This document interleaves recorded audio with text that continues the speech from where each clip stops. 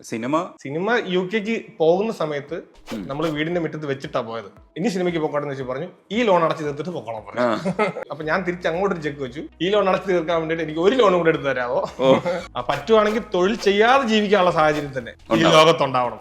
പക്ഷെ ഉണ്ടാവും, ഒരുപക്ഷെ നമ്മുടെ ജനറേഷനിൽ സാധ്യമാണോ എന്ന് എനിക്കറിയില്ല. ഞാൻ കണ്ട ഡ്രീം എന്ന് പറയുന്നത് ഇതായിരുന്നു.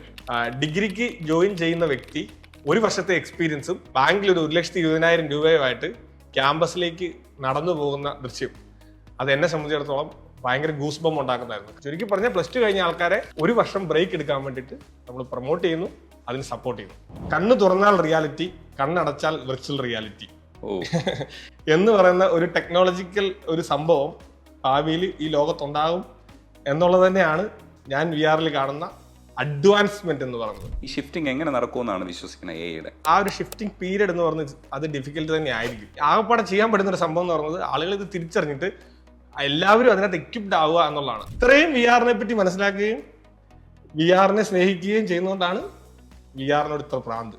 അതുകൊണ്ടാണ് കമ്പനിക്ക് VR-CR എന്ന് പേരിട്ടത്. ലാസ്റ്റ് ക്വാർട്ടറിൽ UK മൊത്തത്തിൽ എക്സാം എഴുതിയ ആളുകളുടെ എണ്ണത്തിൽ 25% ആൾക്കാരും നമ്മളോട് ട്രെയിനിങ് ചെയ്തിട്ടാണ് എഴുതിയത്. അത് 4-1 ആൾക്കാർ. CBT എന്ന് പറയുന്ന computer based test theory exam.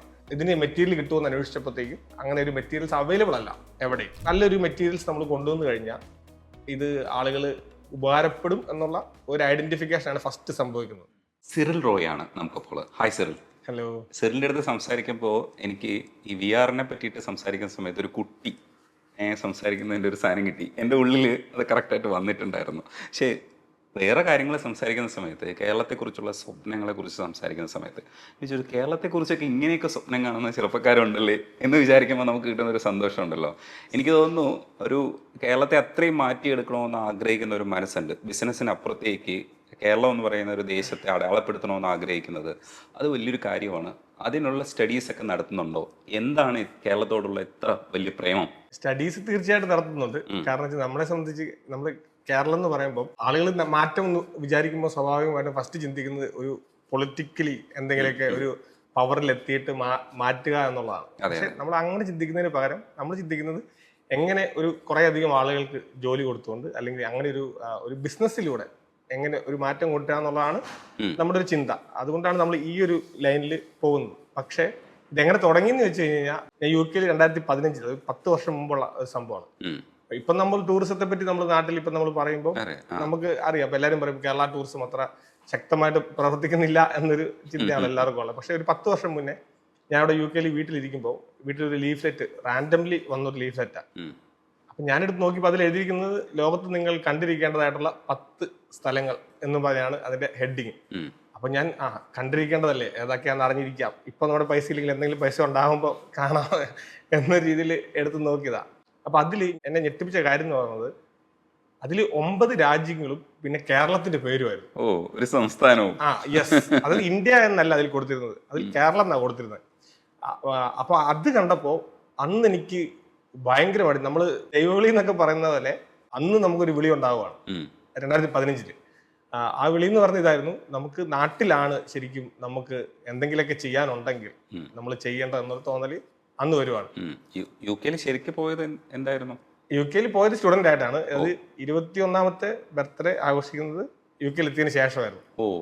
അത്രയും എങ്ങിൽ പോയി. UK പോയ കഥയിലേക്ക് വരുവാണെന്നുണ്ടെങ്കിൽ അത് വീണ്ടും കോമഡിയാണ്. കാരണം നമ്മൾ പഠിച്ച കോളേജ് എന്ന് പറഞ്ഞ കൊടൈക്കനാലായിരുന്നു പഠിച്ചത്. പഠിച്ച സ്ഥലത്ത് ഭയങ്കര സ്ട്രിക്റ്റ് ആയിരുന്നു. UK എത്തിച്ചേർന്നപ്പോൾ അതിന്റെ ഒരു എക്സൈറ്റ്മെന്റ് മനസ്സിലാകണമെന്നുണ്ടെങ്കിൽ നമ്മൾ അതിന് എവിടുന്നാണ് പോയെന്നുള്ളതാണ്. കാരണം നമ്മൾ പേരൻസ്, ഡാഡി ബാങ്കിൽ ജോലിക്കാരനായിരുന്നു, മമ്മി ടീച്ചറായിരുന്നു. അപ്പം സ്വാഭാവികമായിട്ടും നമ്മൾ വീടുമായിട്ട് ചേർന്ന് നമ്മൾ വർക്ക് ചെയ്യുന്നു, ജീവിക്കുന്നു. അത് കഴിഞ്ഞിട്ട് ചെന്ന കോളേജ് ആണെങ്കിൽ ഭയങ്കര സ്ട്രിക്റ്റ് ഉള്ള കോളേജ്. അതിന്റെ ഒരു കറക്റ്റ് ഒരു എക്സാമ്പിൾ പറയുന്നുണ്ടെങ്കിൽ സീറ്റ് വലിച്ചാൽ സസ്പെൻഷൻ, കള്ളു കുടിച്ചാൽ ഡിസ്മിസൽ, പിടിച്ചു കഴിഞ്ഞാൽ ഈ ഒരു ലെവലിൽ ആണ് കോളേജിലെ സ്ട്രിക്ട്നെസ്. അപ്പൊ അങ്ങനെ ഒരു സ്ഥലത്തുനിന്ന് നമ്മൾ UK സ്റ്റുഡന്റ് വിസയിൽ എത്തിച്ചേർന്നിട്ട് ഫസ്റ്റ് ക്ലാസ്സിൽ ചെല്ലുമ്പോൾ നടക്കുന്ന സംഭവം എന്ന് പറയുന്നത് 2 മണിക്കൂറത്തെ ഇന്റർവെല്ലിന് സാറും എന്താ പറയാണ്, നെക്സ്റ്റ് ഒരു ബ്രേക്ക് ആണ്, നിങ്ങൾ ഇവിടെ പുറത്ത് ഒരു സിഗരറ്റൊക്കെ വലിച്ചിട്ട് വരാൻ. അന്ന് എനിക്ക് മനസ്സിലായി ഈ പറഞ്ഞ പോലെ എന്താണ് UK എന്നുള്ള 2010 മനസ്സിലായി. അപ്പം അത്രയും ഒരു ഡിഫറൻസിലേക്ക് ആ ഒരു ഏജിൽ നമ്മൾ കാലെടുത്ത് വെക്കുന്നു. അപ്പൊ സ്വാഭാവികമായിട്ടും നമുക്ക് ഒത്തിരി ചലഞ്ചസും ഒരുപാട് പ്രശ്നങ്ങളും എല്ലാം അതിൽ ഉണ്ടാവും. കാരണം അന്ന് 2010 തീർത്തും ജോലി ഇല്ലാത്ത ഒരു അവസ്ഥയായിരുന്നു. ആർക്കും തന്നെ ജോലി ഇല്ലാത്ത കിട്ടുന്നില്ല. ഇപ്പോഴത്തെ ഈ റീസെന്റ് പ്രശ്നങ്ങളെക്കാളൊക്കെ കുറെ കൂടെ ഡോമിനേറ്റ് ചെയ്ത് നിൽക്കുന്ന കുറെ പ്രശ്നങ്ങൾ ആ സമയത്തുണ്ടായിരുന്നു. എനിക്ക് അപ്പൊ അങ്ങനെ UK എത്തി. അങ്ങനെ അവിടുന്ന് ആ 2015 കാര്യമാണ് പറഞ്ഞത്. അവിടെ എന്ത് കുഴപ്പമില്ല, പിടിച്ചു നിൽക്കാം എന്നൊരു ഘട്ടത്തിലേക്ക് എത്തുമ്പോഴാണ് ഇങ്ങനെ ഒരു ദൈവം ഉണ്ടാകുന്നത്. പിന്നെ എനിക്ക് തോന്നുന്നു 1 വർഷം പോലും ഞാൻ പിന്നെ UK നിന്നിട്ടില്ല. എനിക്ക് കുറച്ച് നാളുകൂടെ നിന്ന് കഴിഞ്ഞാൽ ചിലപ്പോൾ PR ഒക്കെ ആയാനേ. അപ്പൊ അത്രയും നമ്മൾ ഓപ്പർച്യൂണിറ്റി കയ്യെത്തും ദൂരത്തും നിൽക്കുമ്പോഴാണ് നമുക്ക് നാട്ടിൽ പോകണം എന്ന് പറഞ്ഞ ഒരു ഭയങ്കരമായിട്ട് ചിന്ത വരികയും പെട്ടെന്നൊരു ദിവസം നമ്മൾ നാട്ടിൽ പോകാൻ വേണ്ടി തന്നെ തീരുമാനിക്കുകയാണ്. പക്ഷെ തീരുമാനിക്കുമ്പം നമ്മൾ ചിന്തിക്കേണ്ട കുറച്ച് പ്രിക്കോഷൻസ് ഉണ്ടല്ലോ, അതൊന്നും എടുത്തിട്ടില്ലായിരുന്നു. അതായത് നമ്മൾ ഈ പറഞ്ഞ പോലെ ഫിനാൻഷ്യലി എന്തെങ്കിലും ബാങ്കിലുണ്ടോ, ഏറ്റവും കുറഞ്ഞത് നമ്മൾ എടുത്തിട്ട് പോയ ലോൺ തിരിച്ചടച്ചോ എന്ന് പറയുന്ന ഒരു മിനിമം ചിന്ത പോലും അപ്പൊ നമ്മുടെ മനസ്സിലില്ല.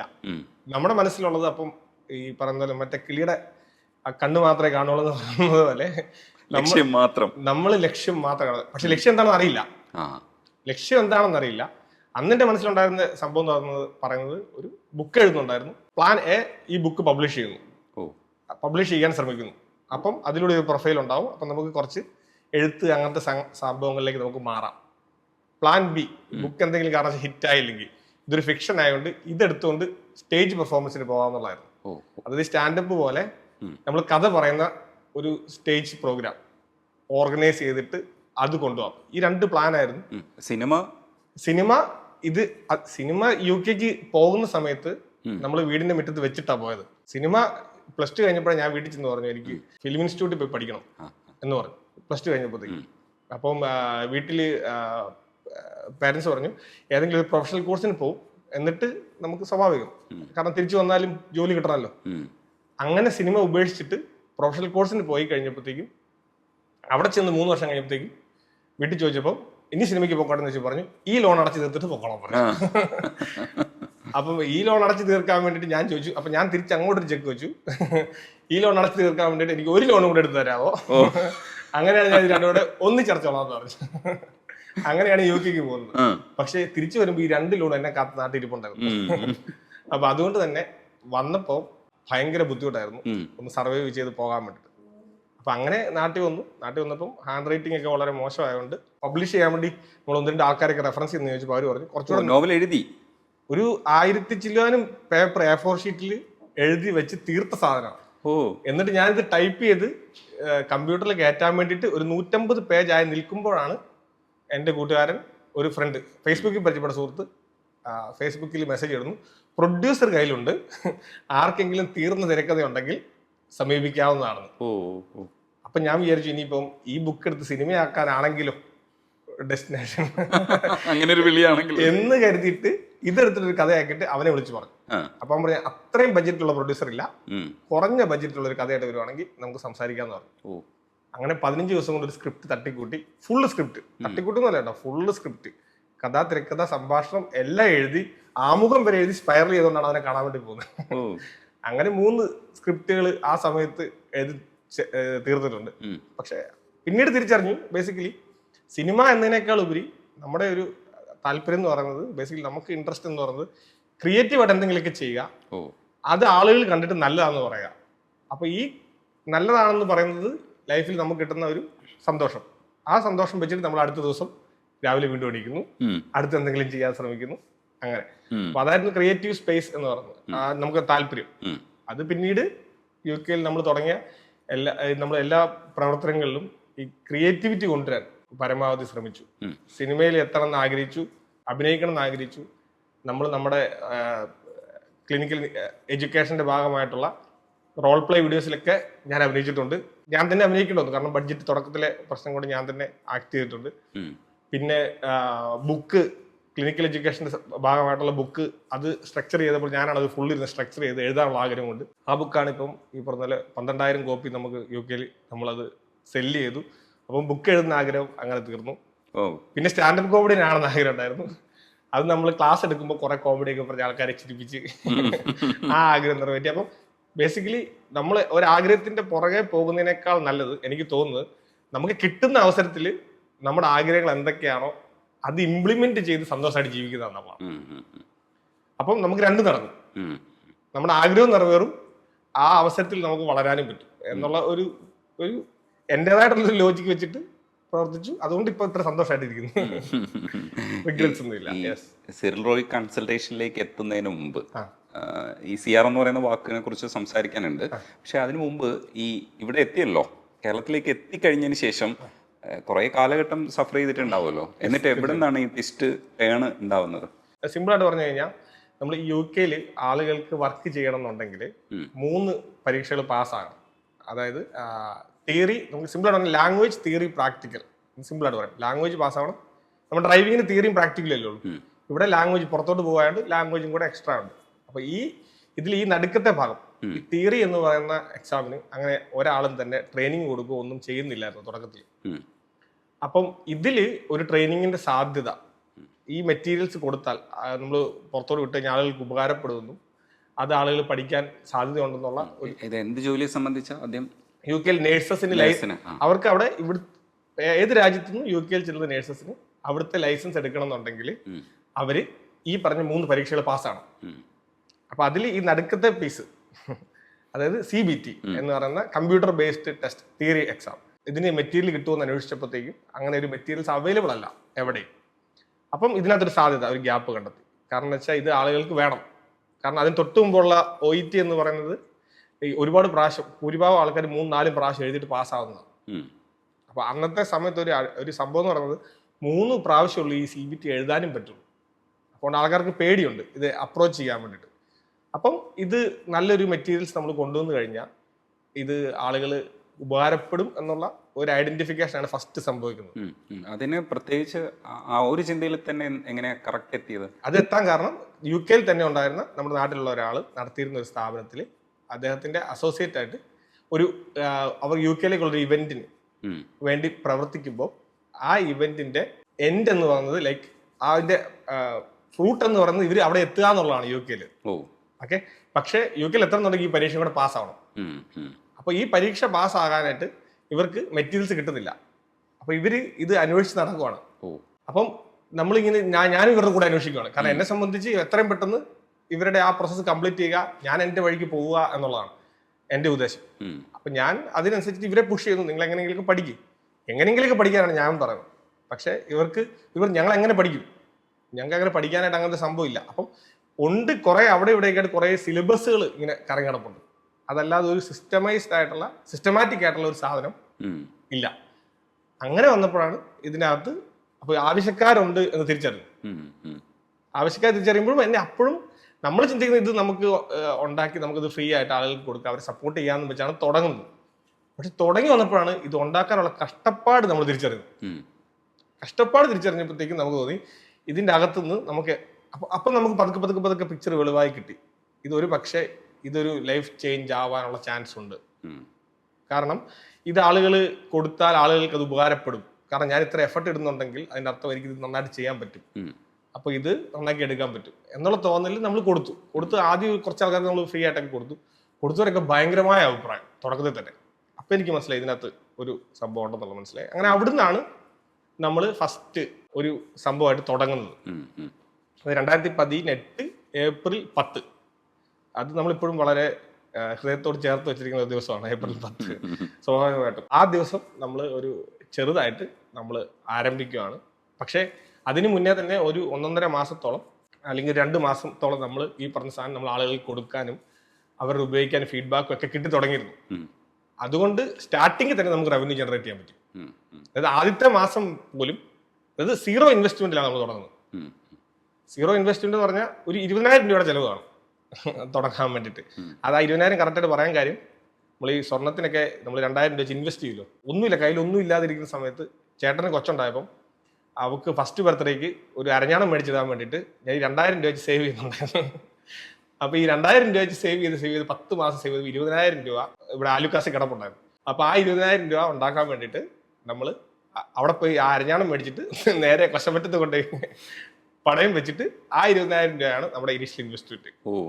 എന്നിട്ട് പിന്നെ പൈസ ആയപ്പോൾ ഞാൻ 2 മാസം കൊണ്ട് തന്നെ 12 മാസം ആകാൻ 2 മാസം ഉണ്ടല്ലോ, അപ്പം ആ 2 മാസം കൊണ്ട് നമ്മൾ പൈസ ഉണ്ടാക്കി അരഞ്ഞാളം മേടിച്ച് നമ്മൾ ചേട്ടന് കൊച്ചിന് ഗിഫ്റ്റ് കൊടുത്തു. അപ്പൊ അത്രേ ഉള്ളൂ ഇൻവെസ്റ്റ്മെന്റ്. തുടക്കത്തിലുള്ള ഇൻവെസ്റ്റ്മെന്റ് എന്ന് പറഞ്ഞാൽ ഹാർഡ് വർക്ക് മാറ്റി നിർത്തി കഴിഞ്ഞാൽ പിന്നെ അപ്പൊ അത് വെച്ചിട്ട് നമ്മൾ സ്റ്റാർട്ട് ചെയ്തു. ഫസ്റ്റ് മന്ത് തൊട്ടിട്ട് ഇപ്പം ഇത്രയും വർഷമായിട്ട് നിൽക്കുമ്പം, അതായത് 2026 നിൽക്കുമ്പോൾ 8 വർഷമായി. ഇതുവരേക്കും നമുക്ക് കുഴപ്പമില്ലാതെ കറക്റ്റായിട്ട് ആ ഫിനാൻഷ്യൽ മാനേജ് ചെയ്ത് പോകാൻ ആ ഒരു ചെറിയ ഒരു സംഭവത്തിന് സാധിച്ചു. അത് തുടക്കം. അത് കഴിഞ്ഞിട്ട് നമ്മൾ അതിൻ്റെ ബാക്കി 2 ഭാഗങ്ങളുണ്ടല്ലോ, ലാംഗ്വേജ്, പ്രാക്ടിക്കൽ, ഇതിലേക്കും കൂടെ നമ്മൾ കയറി. ഒരു 1.5 വർഷം കൊണ്ട് നമ്മൾ അതിലേക്ക് കയറി. കറക്റ്റ് പ്രാക്ടിക്കൽ എക്സാം തുടങ്ങാൻ, അതിൻ്റെ ട്രെയിനിങ് തുടങ്ങാൻ വേണ്ടിയിട്ട് ഇന്ത്യയിൽ ആദ്യമായിട്ട് ഒരു പ്രാക്ടിക്കൽ എക്സാം സെൻറ്റർ തുടങ്ങാം എന്നുള്ളൊരു പ്ലാനിൽ വരിക. കാരണം ഇന്ത്യയിൽ മറ്റേ പോലീസുകാർക്ക് എന്താ ഇവിടെ കാര്യം എന്ന് ചോദിക്കുന്നതല്ലേ, UK നടക്കുന്ന പ്രാക്ടിക്കൽ എക്സാമിന് ഇന്ത്യയിൽ എന്താ കാര്യം എന്നുള്ളതായിരുന്നു അന്നത്തെ തൊട്ട്. അതുകൊണ്ട് ആരും അങ്ങനെ ഒരു സംഭവത്തിന് വന്നില്ല. പക്ഷെ നമ്മളൊരു ഇനിഷ്യേഷൻ എടുത്തിട്ട് നമ്മൾ ചിന്തിക്കുന്നത് ഇവർക്ക് പോകുന്നതിന് മുന്നേ ഒരു ക്രാഷ് കോഴ്സ് പോലെ ഒരു സംഭവം കൊടുക്കുവാണെങ്കിൽ ഇവർക്ക് അവിടെ എത്തുമ്പോൾ അത് യൂസ്ഫുൾ ആകുമല്ലോ എന്നുള്ളതാണ് നമ്മുടെ ചിന്ത. അങ്ങനെ തുടങ്ങാൻ വേണ്ടി എല്ലാം നമ്മൾ സെറ്റ് ചെയ്ത് നിൽക്കുമ്പോഴാണ് കോഡ് വരുന്നത്. അപ്പൊ സ്വാഭാവികമായിട്ടും എക്സാമുകളെല്ലാം നിർത്തി. നമ്മൾ നാട്ടിൽ ഇനി ബാക്കിയുള്ള ഒരേ ഒരു നമ്മൾ ഇനി എല്ലാം കണക്ക് കൂട്ടുന്നത് ഈ പ്രാക്ടിക്കൽ എക്സാമിനെ വെച്ചിട്ടാണ്. അപ്പോൾ അടുത്ത് നമ്മൾ ചിന്തിക്കുന്നു, ഇത് ഈ കോവിഡിനെ എനിക്കൊരു പ്രശ്നമായിട്ട് കാണാൻ പറ്റത്തില്ല. ഞാനപ്പോൾ ഇതിനകത്ത് എന്താണ്, നമുക്ക് ഇത് ചിലപ്പോൾ ഒരു അഡ്വാൻറ്റേജ് ആകാം ഈ കോവിഡ് എന്ന് പറഞ്ഞാൽ. കാരണം എല്ലാ ലോകം മുഴുവൻ ആൾക്കാർ റെസ്റ്റ് എടുക്കുകയാണ്. ഇപ്പം നമ്മളൊന്ന് ഹാർഡ് വർക്ക് ചെയ്ത് കഴിഞ്ഞാൽ എന്നായാലും ഈ ക്രൈസിസ് മാറും. അപ്പം ഇതിൽ നിന്ന് നമുക്ക് ചിലപ്പോൾ ഒരു ബ്രേക്ക് ത്രൂ ഉണ്ടാകാം ഇത് കഴിയുമ്പോൾ എന്നുള്ളൊരു കോൺസെപ്റ്റിൽ ചിന്തിച്ചപ്പോഴാണ് ഈ പ്രാക്ടിക്കൽ എക്സാമിനെ ഓൺലൈൻ ആക്കാം എന്നൊരു തോട്ട് വരുന്നത്. അപ്പം നീന്തൽ ഓൺലൈനിൽ പഠിപ്പിക്കുന്ന പോലെയാ. ഇത് പറയുമ്പോൾ എല്ലാവരും ചോദിക്കുന്നത് ഇതെങ്ങനെ ഓൺലൈനിൽ പഠിപ്പിക്കാൻ പറ്റും, ഇത് ഓൺലൈനിൽ പഠിപ്പിക്കാൻ പറ്റില്ല എന്നൊരു സംഭവം. അപ്പം ഞാൻ പറഞ്ഞു വേറെ നിവൃത്തിയില്ല, നമുക്കിപ്പോൾ ഓൺസൈറ്റിൽ ആൾക്കാർക്ക് പഠിക്കാനുള്ള സാഹചര്യം ഇപ്പം ഇല്ല. കാരണം കോവിഡാണ്. ഇതിപ്പോൾ എപ്പോഴത്തേക്ക് മാറും എന്ന് അറിയത്തില്ല. നമുക്ക് ഓൺലൈനിൽ തുടങ്ങി നോക്കാമെന്ന് പറഞ്ഞു. നമ്മൾ ഓൺലൈനിൽ തുടങ്ങിയപ്പോൾ തന്നെ ഇത് പെട്ടെന്ന് ക്ലിക്കായി. ഈ രംഗണ്ണൻ വീണ്ടും ജ്യൂസ് അടിക്കാൻ തുടങ്ങിയെന്ന് പറയുന്ന പോലെ നമ്മൾ ആ ചെയ്ത സാധനം കറക്റ്റ് ക്ലിക്കായി. കാരണം അതായിരുന്നു അതിന്റെ കറക്റ്റ് ടൈം, റൈറ്റ് ഡിസിഷൻ ആയിരുന്നു. അപ്പൊ അങ്ങനെ അത് ഓൺലൈനിൽ വന്നു. ഓൺലൈനിൽ വന്നു കഴിഞ്ഞപ്പോൾ ഓൺ സൈറ്റിലേക്ക് ട്രെയിനിങ് UK അപ്പോഴാണ് വീണ്ടും ഈ UK എന്ന് പറയുന്ന തിരിച്ചു പോകാം എന്ന് പറയുന്ന ഒരു തോട്ട് പ്രോസസ്സ് വന്നത്. കാരണം ഇനി കോവിഡിന് നമുക്ക് ഒന്നും ഇവിടെ നിന്നിട്ട് കാര്യമില്ല, അവിടെ ചെന്നിട്ട് നമുക്ക് എന്തെങ്കിലും ചെയ്യാൻ പറ്റുവാണെങ്കിൽ ചെയ്യാം എന്നുള്ളതാണ്. അണ്ണാൻ കുഞ്ഞും തന്നാലായെന്ന് പറഞ്ഞ പോലെ ആണല്ലോ. അപ്പോൾ ഞാൻ ഒരു സംഭവം പറയുകയാണെങ്കിൽ March 23 ലോക്ക്ഡൌൺ പ്രഖ്യാപിക്കുന്നത്. March 23 ലോക്ക്ഡൌൺ പ്രഖ്യാപിക്കുമ്പോൾ നമ്മളെ സംബന്ധിച്ച് നമ്മുടെ കൈ എംറ്റിയാണ്. എംറ്റി എന്ന് പറഞ്ഞാൽ നമ്മൾ ഇത് പ്ലാൻഡ് അല്ല. ഇനിയിപ്പോൾ ഒന്നുമില്ല, നമുക്കിനി ഒരു ബിസിനസ് സംഭവിക്കാനില്ല, ആകപ്പാടെ പെട്ടൊരവസ്ഥ. അപ്പം ഞാൻ ചിന്തിച്ചപ്പോൾ എനിക്ക് ഒരേ ഒരു വഴി എന്ന് പറയുന്നത് UK അമേരിക്കയും ഒക്കെ കൃത്യമായിട്ട് കോവിഡിനെ പ്രതിരോധിച്ചാൽ മാത്രമേ ഉള്ളൂ ഇനി ഇതിനകത്തൊരു രക്ഷയുള്ളൂ എന്ന് മനസ്സിലാക്കിയിട്ട് UK അമേരിക്കയോട് പ്രതിരോധിക്കണം എന്നും പറഞ്ഞ് വീഡിയോ ഇറക്കിയാണ് ഞാൻ. അപ്പൊ ഞാനപ്പോ വീഡിയോ ഇറക്കുമ്പോൾ എല്ലാവരും കളിയാക്കി. ഞാനിപ്പോ അന്ന് നമ്മൾ ആദ്യമായിട്ട് ഇംഗ്ലീഷിൽ ഒരു വീഡിയോ നമ്മൾ ചെയ്യുക. അപ്പൊ ചെയ്യാൻ വേണ്ടി ആ സാധനം ഒരു ന്യൂസ് ഹെഡ്ലൈൻ പോലെ കോവിഡ് ഇങ്ങനെ ഭയങ്കരമായിട്ട് പ്രശ്നം, നിങ്ങൾ വിചാരിക്കുന്ന പോലെ ഒന്നുമല്ല. കാരണം UK ലോക്ക്ഡൌൺ പ്രഖ്യാപിച്ചിട്ടില്ല. അപ്പൊ ഞാൻ പറഞ്ഞത് ഇതൊരു ഭയങ്കര പ്രശ്നമാണ് വരാൻ പോകുന്നത്, നിങ്ങൾ അത് തിരിച്ചറിഞ്ഞിട്ടില്ല എന്നുള്ളൂ. അപ്പൊ നിങ്ങൾ ലോക്ക്ഡൌൺ പ്രഖ്യാപിക്കണം, അങ്ങനെയാണ് 14 ദിവസം കൊണ്ട് നിങ്ങൾക്ക് കോവിഡിനെ ലോകത്ത് നിന്ന് ഇല്ലാണ്ടാക്കാം എന്നൊക്കെ പറഞ്ഞ് ഒരു വീഡിയോ. അതാണ് എനിക്ക് തോന്നുന്നു, ഞാൻ പലയിടത്തും സെർച്ച് ചെയ്തിട്ടുണ്ട്. പക്ഷെ തേർഡ് വേൾഡ് വാർ എന്നും പറഞ്ഞ് കോവിഡിനെ എനിക്ക് തോന്നുന്നു ഗ്ലോബലി പബ്ലിക് മീഡിയയിൽ ആരെങ്കിലും അനൗൺസ് ചെയ്തിട്ടുണ്ടെങ്കിൽ എനിക്ക് തോന്നുന്നു അതിന്റെ വീഡിയോ തന്നെയാണ്. ഫേസ്ബുക്കിൽ കിടപ്പുണ്ട് ഇപ്പോൾ ആ വീഡിയോ. അതുകൊണ്ട് അത് ഞാൻ അവിടെ ഇട്ടിട്ടുണ്ട്. ഇനി ആരെങ്കിലും എന്തെങ്കിലും ചലഞ്ച് ആയിട്ട് വരുവാണെങ്കിൽ വലിയൊരു ക്ലെയിം ആണല്ലോ കിടക്കട്ടെ എന്ന് വിചാരിച്ചിട്ട്. തീർച്ചയായിട്ടും അതെ. അപ്പൊ അങ്ങനെ വീഡിയോ ഇറക്കുന്ന അത്രയും നമ്മളെ കൊണ്ട് ചെറുതാണെങ്കിൽ പോലും, നമ്മുടെ കോൺട്രിബ്യൂഷൻ ചെറുതാണെങ്കിൽ പോലും ശ്രമിക്കണം. ഇപ്പൊ ഈ കമ്പനിയുടെ പൊസിഷൻ എന്താണ്? നിങ്ങൾ കൺസൾട്ടേഷൻ എന്തൊക്കെ കാര്യത്തിലാണ് നടത്തുന്നത്? ഈ മെറ്റീരിയൽസ് എന്ന് പറയുന്നതിന്റെ അവസ്ഥ എന്താണ്? എത്ര പേരാണ് ഇതിന്റെ ഗുണഭോക്താക്കൾ? ഓക്കെ, ഈ പറഞ്ഞ പോലെ നമ്മൾ 2021 UK ചെന്നു. UK ചെന്ന് അവിടെ ചെറിയൊരു മുറിയിലായിട്ട് സ്റ്റാർട്ട് ചെയ്തു. ഏകദേശം ഒരു 1.5 വർഷം എടുത്തു നമുക്കിതൊന്ന് റണ്ണിങ് ആയി കിട്ടാൻ. പക്ഷെ അതിനിടയ്ക്കാണ് ഞാൻ വീണ്ടും റിസ്ക് എടുത്ത് ഞാൻ ലണ്ടനിൽ വീണ്ടും ഒരെണ്ണം ഓപ്പൺ ചെയ്തു. ഇത് നോർത്താംപ്ടണിലാണ് ആദ്യം സ്റ്റാർട്ട് ചെയ്തത്. സിറ്റി എന്ന് പറയുന്നത് ഇപ്പം നോർത്താംപ്ടൺ, നമ്മുടെ ഹെഡ് ക്വാർട്ടേഴ്സ് എന്ന് പറയുന്നത് ഇപ്പം നോർത്താംപ്ടൺ ആണ്. അപ്പം നോർത്താംപ്ടണിൽ സ്റ്റാർട്ട് ചെയ്തു, ലണ്ടനിലും പാരലിലും വെച്ചു. പക്ഷെ അപ്പോഴും ഭയങ്കരമായിട്ട് ഇത് നമുക്കറിയാം ഇങ്ങനെ ഒരു കുറെ മാറ്റങ്ങൾ വരാൻ പോകുന്നുണ്ട്, കുറെ അഡ്വാൻറ്റേജ് ആയിട്ടുള്ള സംഭവങ്ങൾ സംഭവിക്കുമെന്ന് പ്രതീക്ഷയുണ്ട്. ഈ പ്രതീക്ഷയിൽ ഇരിക്കുന്നല്ലാതെ ഒന്ന് മുന്നോട്ട് പോകുന്നില്ലായിരുന്നു. 22 പകുതി 23 ആയത്തോടു കൂടി നമ്മൾ നമ്മുടെ മെറ്റീരിയലുകൾ ആളുകൾ തിരിച്ചറിഞ്ഞു തുടങ്ങി, ആളുകൾ അപ്രിഷിയേറ്റ് ചെയ്തു തുടങ്ങി. അങ്ങനെ വന്നപ്പോഴത്തേക്കും നമുക്ക് പെട്ടെന്ന് തന്നെ ബാച്ചുകളൊക്കെ ഫില്ലാവാൻ തുടങ്ങി. നമ്പർ ഓഫ് ടീം മെമ്പേഴ്സ് കൂടെ ഉള്ളവരുടെ എണ്ണം കൂടി തുടങ്ങി. അങ്ങനെ ആ ഒരു ടൈം തൊട്ടിട്ട് ഇപ്പോൾ എടുക്കുകയാണെന്നുണ്ടെങ്കിൽ UK NHS ആണ് അവിടുത്തെ government health care sector control ചെയ്യുന്നത്. NHS കഴിഞ്ഞാൽ ഏറ്റവും കൂടുതൽ ആൾക്കാരെ ട്രെയിനിങ് ചെയ്തത് നമ്മുടെ ഇൻസ്റ്റിറ്റ്യൂഷനാണ്. അതെ, അതായത് ഒരു ലാസ്റ്റ് 2 years തന്നെ നമ്മൾ മോർ ദാൻ 12,000 കാൻഡിഡേറ്റ്സിനെ UK നമ്മൾ ട്രെയിനിങ് കൊടുത്തിട്ടുണ്ട്. അതൊരു വലിയ നമ്പർ തന്നെയാണ്. കാരണം ഇതൊരു നമ്മൾ പറയുന്നത് ഒരു ചെറിയൊരു സംഭവത്തിന്റെ അകത്തുനിന്നാണ് പറയുന്നത്. അതുകൊണ്ട് തന്നെ 12,000 എന്ന് പറയുന്നത് വലിയൊരു നമ്പറാണ്. അതായത് ഒരു ടോട്ടൽ രജിസ്ട്രേഷൻ എടുത്ത ആൾക്കാരുടെ ഒരു 15-20% UK മൊത്തത്തിൽ രജിസ്ട്രേഷൻ എടുത്ത ആൾക്കാരുടെ 15-20% നമ്മൾ ഈ ഒരു ടൈം പീരീഡിൽ കവർ ചെയ്തു. ഇപ്പോഴത്തെ ഒരു മാർക്കറ്റ് പൊസിഷൻ പറയുവാണെന്നുണ്ടെങ്കിൽ ലാസ്റ്റ് ക്വാർട്ടറിൽ UK മൊത്തത്തിൽ എക്സാം എഴുതിയ ആളുകളുടെ എണ്ണത്തിൽ 25% ആൾക്കാരും നമ്മളോട് ട്രെയിനിങ് ചെയ്തിട്ടാണ് എഴുതിയത്. അത് 4-1 ആൾക്കാർ. അത് വലിയൊരു അച്ചീവ്മെന്റ് ആയിട്ട് തന്നെയാണ് കാണുന്നത്. ആ ഒരു നമ്പർ വൈസ് അങ്ങനെയാണ് കാണുന്നത്. അത് എസ്പെഷ്യലി നമ്മൾ അതിനെ കാണേണ്ടത് ഇപ്പോൾ നമ്മളെപ്പോലെ തന്നെ ട്രെയിനിങ് കൊടുക്കുന്ന ഒരു 40 പേരെങ്കിലും UK കാണും. പക്ഷെ ബാക്കി 39 പേരും കൂടെ ചേർന്നാണ് ഈ പറയുന്ന 75% ഹോൾഡ് ചെയ്യുമ്പോൾ നമ്മൾ ഒറ്റയ്ക്കാണ് 25%. അതാണ് നമ്മുടെ ഒരു മാർക്കറ്റ് ഷെയർ എന്ന് പറയുന്നത്. സക്സസ് റേറ്റ്, പാസ് റേറ്റ് എന്ന് പറയുന്നത് നമ്മൾ പാസ് റേറ്റിനെ കാണുന്നത് ഈ നാഷണൽ പാസ് റേറ്റിനേക്കാൾ എത്ര മുകളിലാണ് നമ്മൾ എന്നുള്ള രീതിയിലാണ് കാണുന്നത്. നമുക്ക് ഇപ്പം നാഷണൽ പാസ് റേറ്റ് ഒരു 50% എന്ന് പറഞ്ഞ് പോകുമ്പോൾ നമുക്ക് ഫസ്റ്റ് അറ്റംപ്റ്റ് പാസ് റേറ്റ് എപ്പോഴും തന്നെ ഒരു 75-80% മുകളിലുണ്ട്. പക്ഷെ ആൾക്കാർ അഡ്വർടൈസ് ചെയ്യുമ്പോൾ സ്വാഭാവികമായിട്ടും നമുക്ക് കോമ്പറ്റീറ്റേഴ്സിന്റെ അഡ്വർടൈസ്മെന്റ് കാണാം. അവർ പറയും 100% സക്സസ് ഗ്യാരണ്ടി എന്നൊക്കെ പറയും. പക്ഷെ അറിയാവുന്നവർക്കറിയാം ഓസ്കിയിൽ ഒരിക്കലും ഓസ്കി എന്നാണ് എക്സാമിന്റെ പേര്. ഓസ്കിയിൽ ഒരിക്കലും 100% പാസ് റേറ്റ് അത് സാധ്യമല്ല. കാരണം അത് സാധ്യമല്ല എന്ന് പറഞ്ഞാൽ അത് ഭയങ്കര ഡിഫിക്കൽട്ടാണ്. കാരണം ഈ 2.5 മണിക്കൂർ അല്ലെങ്കിൽ 3 മണിക്കൂറുള്ള എക്സാമിൽ 10 സ്റ്റേഷൻ കണ്ടിന്യൂസ് ആയിട്ട് ആൾക്കാർ ചെയ്യണം. ചെയ്യുമ്പം ഒരാളുടെ അന്നേരത്തെ പ്രഷർ, സ്ട്രെസ് ഇതെല്ലാം ബാധിക്കാം. അപ്പം എവിടെയെങ്കിലും 10-ൽ ഒരാളെങ്കിലും ഫെയിൽ ആകാനുള്ള സാധ്യത ഫസ്റ്റ് അറ്റംപ്റ്റിലുണ്ട്. അതുകൊണ്ടാണ് നാഷണൽ പാസ് റേറ്റ് ആവറേജ് എന്ന് പറയുന്നത് 50%-നും താഴെയാണ്. അത്രേ അത് മെയിൻറ്റെയിൻ ചെയ്യാൻ പറ്റുള്ളൂ. NHS പോലും 3 മാസത്തെ ട്രെയിനിങ് അവർ കൊടുത്തിട്ട് അവർക്കുള്ള പാസ് റേറ്റ് എന്ന് പറയുന്നത് ലെസ് ദാൻ 50% ആയിരുന്നു. ഈ ഗ്രിപ്പ് അടിച്ചു തുടങ്ങുന്നത് ഇതിൻ്റെ ഹൈ കിട്ടി തുടങ്ങുന്നതും എവിടെയാണെന്നുള്ളത് പറയണം. എങ്കിലും ഈ തുടക്കത്തിൽ നമ്മൾ ഇതിൻ്റെ ഒരു പരാധീനതകളുണ്ടല്ലോ, ആ പരാധീനതകൾക്കകത്ത് നിന്ന് ചെയ്യുമ്പോൾ നിങ്ങൾക്ക് പ്രതീക്ഷകൾ ഉണ്ടാവാം. പക്ഷെ അത് ചെയ്യുമ്പോൾ ഉള്ള ഒരു അവസ്ഥ എന്തായിരുന്നു? ഒരു ദാരിദ്ര്യം എത്രത്തോളം ഉണ്ടായിരുന്നു? ദാരിദ്ര്യം എന്ന് പറയുന്നത് ഈ തുടങ്ങിയതിന് ശേഷമുള്ള ഒരു സംഭവം എന്ന് പറയുന്നത് നമ്മൾ ശരിക്കും സ്ട്രഗിൾ ചെയ്തു ഫിനാൻഷ്യലി. പക്ഷെ നമുക്ക് വേറെ എക്സ്ട്രാ ചെലവുകളോ അങ്ങനത്തെ ഒരു സംഭവം നമ്മൾ പിടിക്കാത്ത ആളാണ്. അതുകൊണ്ട് അങ്ങനെ നമുക്ക് മാനേജ് ചെയ്യാൻ പോകാൻ പറ്റുമായിരുന്നു ആ ഒരു ടൈമിലും. കാരണം നമ്മൾ 2018 ഈ സംഭവം തുടങ്ങി വെച്ചേക്കുന്നുണ്ട്. ഒരു മിനിമം ഇൻകം അവിടെ വരുന്നുണ്ടായിരുന്നു. പിന്നെ ഏറ്റവും അഡ്വാൻറ്റേജ് ഉണ്ടായത് UK നമുക്ക് പാർട്ണറായിട്ട് ഒരു ഹെർമർ എന്ന് പറയുന്ന ഒരാളെ നമ്മൾ കണ്ടെത്തുകയും അങ്ങനെയാണ് UK നമ്മൾ റീസ്റ്റാർട്ട് ചെയ്യുന്നത്. കാരണം ഒറ്റയ്ക്ക് നമുക്ക് കൂട്ടിയാൽ കൂടുന്ന ഒരു സംഭവം അല്ല എന്നുള്ളത് നമുക്ക് അന്ന് തന്നെ തിരിച്ചറിഞ്ഞായിരുന്നു. അപ്പം അദ്ദേഹം ഡോക്യുമെന്റേഷൻസും സംഭവങ്ങളും പേപ്പർ വർക്സിലും ഒക്കെ വളരെ നല്ല രീതിയിൽ മുൻപേ തന്നെ എക്സ്പീരിയൻസ് ഉള്ള ആളാണ്. അപ്പം നമുക്ക് ആ ഒരു സൈഡ്, ലീഗൽ സൈഡ് എന്ന് പറയുന്നത് ഭയങ്കര ഇമ്പോർട്ടന്റ് ആയതുകൊണ്ട് ഞങ്ങൾ അങ്ങനെ ചെയ്തു. അത് യാദൃശ്ചികമായിട്ട് ഏതോ ഒരു ദിവസം, അദ്ദേഹത്തിന്റെ പേര് തന്നെ ഞാൻ പറഞ്ഞില്ലേ വ്യത്യസ്തമായ പേരാണല്ലോ പറഞ്ഞത്, ഹെർമർ ചീസ് എന്നാണ് അദ്ദേഹത്തിന്റെ പേര്. തൃശ്ശൂർകാരനാണ് അദ്ദേഹത്തിന്റെ പേരതാണ്. അപ്പൊ പക്ഷെ ഒരു ദിവസം പെട്ടെന്ന് റാൻഡംലി നമുക്ക് ഒരു ഗണപതിയുടെ പ്രൊഫൈൽ പിക്ചർ വെച്ചിട്ട് ഒരു കോള് വരുന്നു. പേര് വ്യത്യസ്തമായ പേര്. വിളിച്ചിട്ട് ഈ പറഞ്ഞ UK അവസ്ഥകളെ പറ്റിയൊക്കെ തിരക്കാൻ വേണ്ടി വിളിക്കുന്നതാണെന്ന് പറഞ്ഞ് വിളിക്കുന്നു. അപ്പോഴാണ് അദ്ദേഹമാണ് UK ഇന്നോവേറ്റർ ആയിട്ട് ഓൾറെഡി UK ഗവൺമെന്റ് അക്സെപ്റ്റ് ചെയ്തിട്ട് ഇവിടുന്ന് വിസ കൊടുത്ത് കൊണ്ടുപോയ ആളാണ്. ഇന്നോവേറ്റർ ആണെന്നും പറഞ്ഞ് കൊണ്ടുപോയതാണ്. അപ്പം ഞാനും അപ്പം എൻ്റെ ഇന്നോവേഷൻ എങ്ങനെ UK എത്തിക്കാമെന്ന് പറഞ്ഞ് ചിന്തിച്ചിരിക്കുന്ന ഒരു സമയം കൂടെയാണ്. അപ്പൊ അദ്ദേഹത്തിന്റെ ഒരു ഗൈഡൻസ് വന്ന് കൂടെ കിട്ടിയപ്പോൾ എനിക്ക് പെട്ടെന്ന് എൻ്റെ ഇന്നോവേഷനെ എനിക്ക് മുന്നോട്ട് കൊണ്ടുവരാൻ പറ്റി.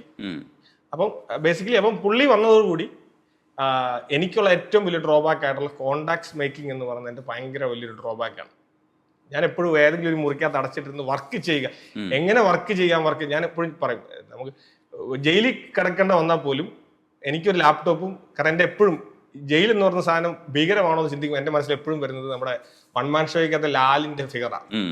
കാരണം പുള്ളി കമ്പ്യൂട്ടർ കേട്ടിരിക്കുന്നത്. അപ്പൊ ഞാൻ പറഞ്ഞു ജയിൽ എത്ര പ്രശ്നമില്ലല്ലോ, കാരണം കമ്പ്യൂട്ടറൊക്കെ കിട്ടുവാണെന്നുണ്ടെങ്കിൽ നമുക്ക് വർക്ക് ചെയ്യാനുള്ള സൗകര്യം കിട്ടുവാണെന്നുണ്ടെങ്കിൽ എവിടെയാണല്ലോ വർക്ക് ചെയ്യാമല്ലോ, അപ്പൊ എഴുതാനൊക്കെ ഉള്ള സൗകര്യം എന്ന് പറഞ്ഞാൽ ഒരു മുറിക്കകത്ത് അടച്ചിട്ട് കിടന്നാൽ പോലും നമുക്ക് ജീവിക്കാം എന്ന് പറഞ്ഞൊരു മെന്റാലിറ്റിയാണ്. അപ്പൊ അതുകൊണ്ട് കോൺട്രാക്ട് മേക്കിംഗ് എപ്പോഴും പുറകോട്ടാണ്. അപ്പം ഇതാണെന്നുണ്ടെങ്കിൽ എല്ലാ ഇഷ്ടം പോലെ കോൺട്രാക്ട്സ് ആണ്. അപ്പൊ അങ്ങനെ അത് മാച്ചായി. അപ്പൊ ആ ഒരു കെമിസ്ട്രി അവിടെ വർക്കായി. അപ്പൊ അതുകൊണ്ട് പുള്ളിയുടെ കോൺടാക്ട്സിൽ നമുക്ക് ഇനിഷ്യലി തന്നെ പെട്ടെന്ന് തന്നെ ഒരു ചെറിയൊരു ഇൻവെസ്റ്റ്മെന്റ് വന്നു. അപ്പൊ ആ ഇൻവെസ്റ്റ്മെന്റ് നമുക്ക് തൽക്കാലം ഒന്ന് ഓടിപ്പോകാനുള്ള ഒരു ബ്രീത്തിങ് സ്പേസ് കിട്ടി. ഈ ഒരു സ്പേസിനകത്ത് നമ്മൾ ഒരു മിനിമം സെയിൽ നമ്മൾ കൊണ്ടുവരാൻ നമുക്ക് പറ്റി. അപ്പം ഇപ്പൊ ഈ ഒരു സബ്ജക്ട് പറയുമ്പോൾ അതിനകത്തൊരു മെയിൻ പോയിന്റ് നമ്മൾ മനസ്സിലാക്കേണ്ടത് ഫൈൻഡിങ് ദ റൈറ്റ് പാർട്ണർ എന്നുള്ള ഒരു ടോപ്പിക്കാണ്. ഏതൊരു കാര്യത്തിലാണത്. നമ്മൾ 2008 സ്റ്റാർട്ട് ചെയ്യുമ്പോഴും ഇതുപോലെ തന്നെ ഒരു പാർട്ണറെ കണ്ടെത്തിയിട്ടാണ്. കാരണം ഞാൻ പറഞ്ഞില്ല, നമ്മളിങ്ങനെ സ്റ്റാർട്ട് ചെയ്യാൻ വേണ്ടി നിൽക്കുക, പക്ഷെ തുടങ്ങില്ല എന്നെനിക്കറിയാം. ഞാൻ ഇങ്ങനെ തുടങ്ങാനുള്ള സാധ്യത, കാരണം നമുക്കറിയാം ബിസിനസ് എന്ന് പറയുന്നത് നമ്മുടെ ഒരു ജോണർ അല്ല. കാരണം ആളുകളുമായിട്ട് നെഗോഷിയേറ്റ് ചെയ്യുക, ആളുകൾ ഇപ്പോൾ ഒരാൾ കൂടെ ഉള്ള ഒരാൾ മോശമായിട്ട് വർക്ക് ചെയ്യണം, അയാളുടെ മുഖത്ത് നോക്കിയിട്ട് നിങ്ങൾ മോശമായിട്ടാണ് വർക്ക് ചെയ്യുന്നത് പറയുക, ഇതൊക്കെ എന്നെ സംബന്ധിച്ച് ഭയങ്കര ഡിഫിക്കൽട്ട് ആയിട്ടുള്ള ടാസ്ക് ആണ്. അപ്പൊ എനിക്ക് അപ്പൊ തന്നെ അറിയാം ഈ ഒരു ടാസ്കുകളൊന്നും മാനേജ് ചെയ്യാൻ പറ്റത്തില്ല എന്നുണ്ടെങ്കിൽ ബിസിനസ് ചെയ്യാൻ പറ്റില്ല. കുറച്ച് കാര്യങ്ങൾ മുഖത്ത് നോക്കി പറയാനും ദേഷ്യപ്പെടാനും ഒക്കെ പറ്റുന്ന, അല്ലെങ്കിൽ മോശമാണെങ്കിൽ അത് മോശമാണെന്ന് തന്നെ പറയാനും പറ്റുന്ന ആരെങ്കിലുമൊക്കെ വേണം. അഡ്മിനിസ്ട്രേറ്റ് ചെയ്യണം ആൾക്കാരെ. പിന്നെ നമ്മളെ അന്ന് ആ തുടക്കത്തിൽ വിശ്വസിക്കാൻ ആൾക്കാർ, ഒരു എംപ്ലോയ്മെന്റ്, നമ്മളൊരു പുതിയൊരു സ്റ്റാർട്ടപ്പ് എന്നും പറഞ്ഞ് അഡ്വർടൈസ്മെന്റ് ചെയ്ത് കഴിഞ്ഞാൽ ആര് ജോലിക്ക് അപ്ലൈ ചെയ്യും? ഒരാൾ പോലും അപ്ലൈ ചെയ്യില്ല. അപ്പൊ അങ്ങനെ അന്ന് നമ്മൾ തന്നെ ഈ പറഞ്ഞ നേരത്തെ പരിചയം ഉണ്ടായിരുന്ന ഒരാളോട് നമ്മൾ യാദൃശ്ചികമായിട്ട് ഇതുപോലെ തന്നെ മറ്റൊരു കോള് അയാൾ വിളിക്കുവാണ്. അയാൾ പുതിയൊരു സ്ഥലത്ത് അയാൾക്ക് ജോലി ശരിയായിട്ടുണ്ട്. അപ്പൊ അയാൾ ആ ജോലി സ്ഥലത്തേക്ക് മാറുവാണ്. അപ്പൊ അത് ഈ ജോലിയെ പറ്റിയുള്ള അഭിപ്രായം എന്താണ് എന്നറിയാൻ വേണ്ടി വിളിച്ചതാണ്. അപ്പം ആണ് എനിക്ക് വീണ്ടും ക്ലിക്ക് അടിക്കുന്നു. അതായത് എന്നെ സംബന്ധിച്ച് എനിക്ക് ഈ പറഞ്ഞ വിളി ഉണ്ടാകുന്നു. അപ്പൊ ഞാൻ ചോദിക്കും, നിങ്ങളൊരു ജോലി മാറാൻ ഉദ്ദേശിക്കുകയാണെന്നുണ്ടെങ്കിൽ എന്തിന് ജോലി മാറുന്നത്? ആക്ച്വലി എനിക്കൊരു പ്രപ്പോസൽ ഉണ്ട്, ഞാൻ അത് തരാം എന്ന് പറഞ്ഞിട്ട് ഞാൻ ഇയാൾക്ക് ഈ പ്രപ്പോസൽ കൊടുക്കുന്നു. സഹാൻഡ്രിയ എന്നാണ് പുള്ളിക്കാരുടെ പേര്. അപ്പൊ പുള്ളിക്കാരി ഇങ്ങനെ പ്രപ്പോസൽ കൊടുക്കുന്നു. അപ്പൊ ഇതാണ് സംഭവം.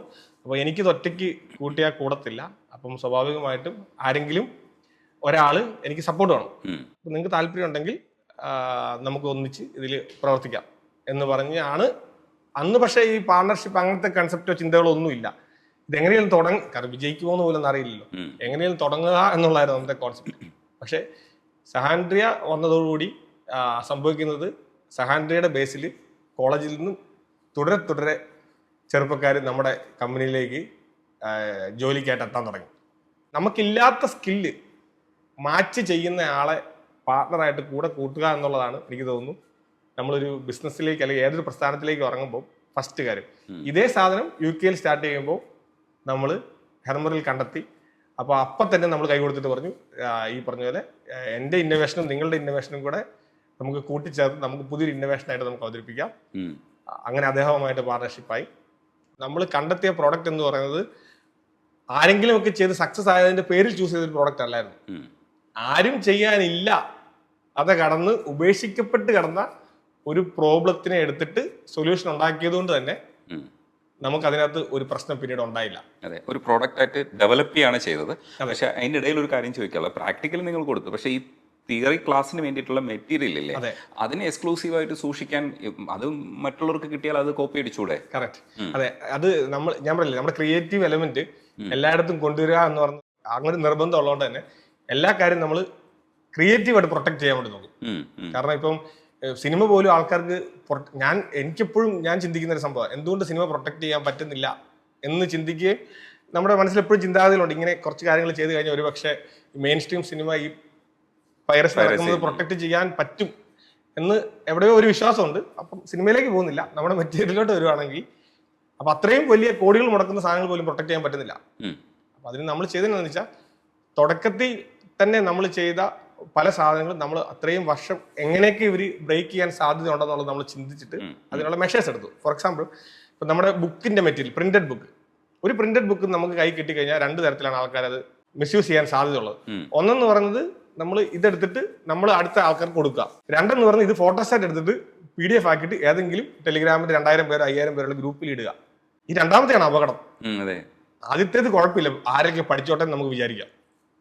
പക്ഷെ രണ്ടാമത്തേത് അപകടമാണ്. ഒറ്റയടിക്ക് ബുക്ക് 5000 പേരിലേക്ക് എത്തും. അപ്പൊ അതിന് നമ്മൾ ചെയ്തെന്താന്ന് വെച്ച് കഴിഞ്ഞാൽ, നമ്മൾ ഈ ബുക്ക് ആദ്യം കോപ്പിറൈറ്റ് ആക്കി മാറ്റി ഫസ്റ്റ്ലി. എന്നിട്ട് ഇത് ഓരോ ബുക്കും ബിഗിനിങ്ങിൽ തന്നെ നമ്മൾ തീരുമാനിച്ചു ഇത് ഇൻഡിവിജ്വൽ ആയിട്ട് പ്രിന്റ് എടുക്കുള്ളൂ.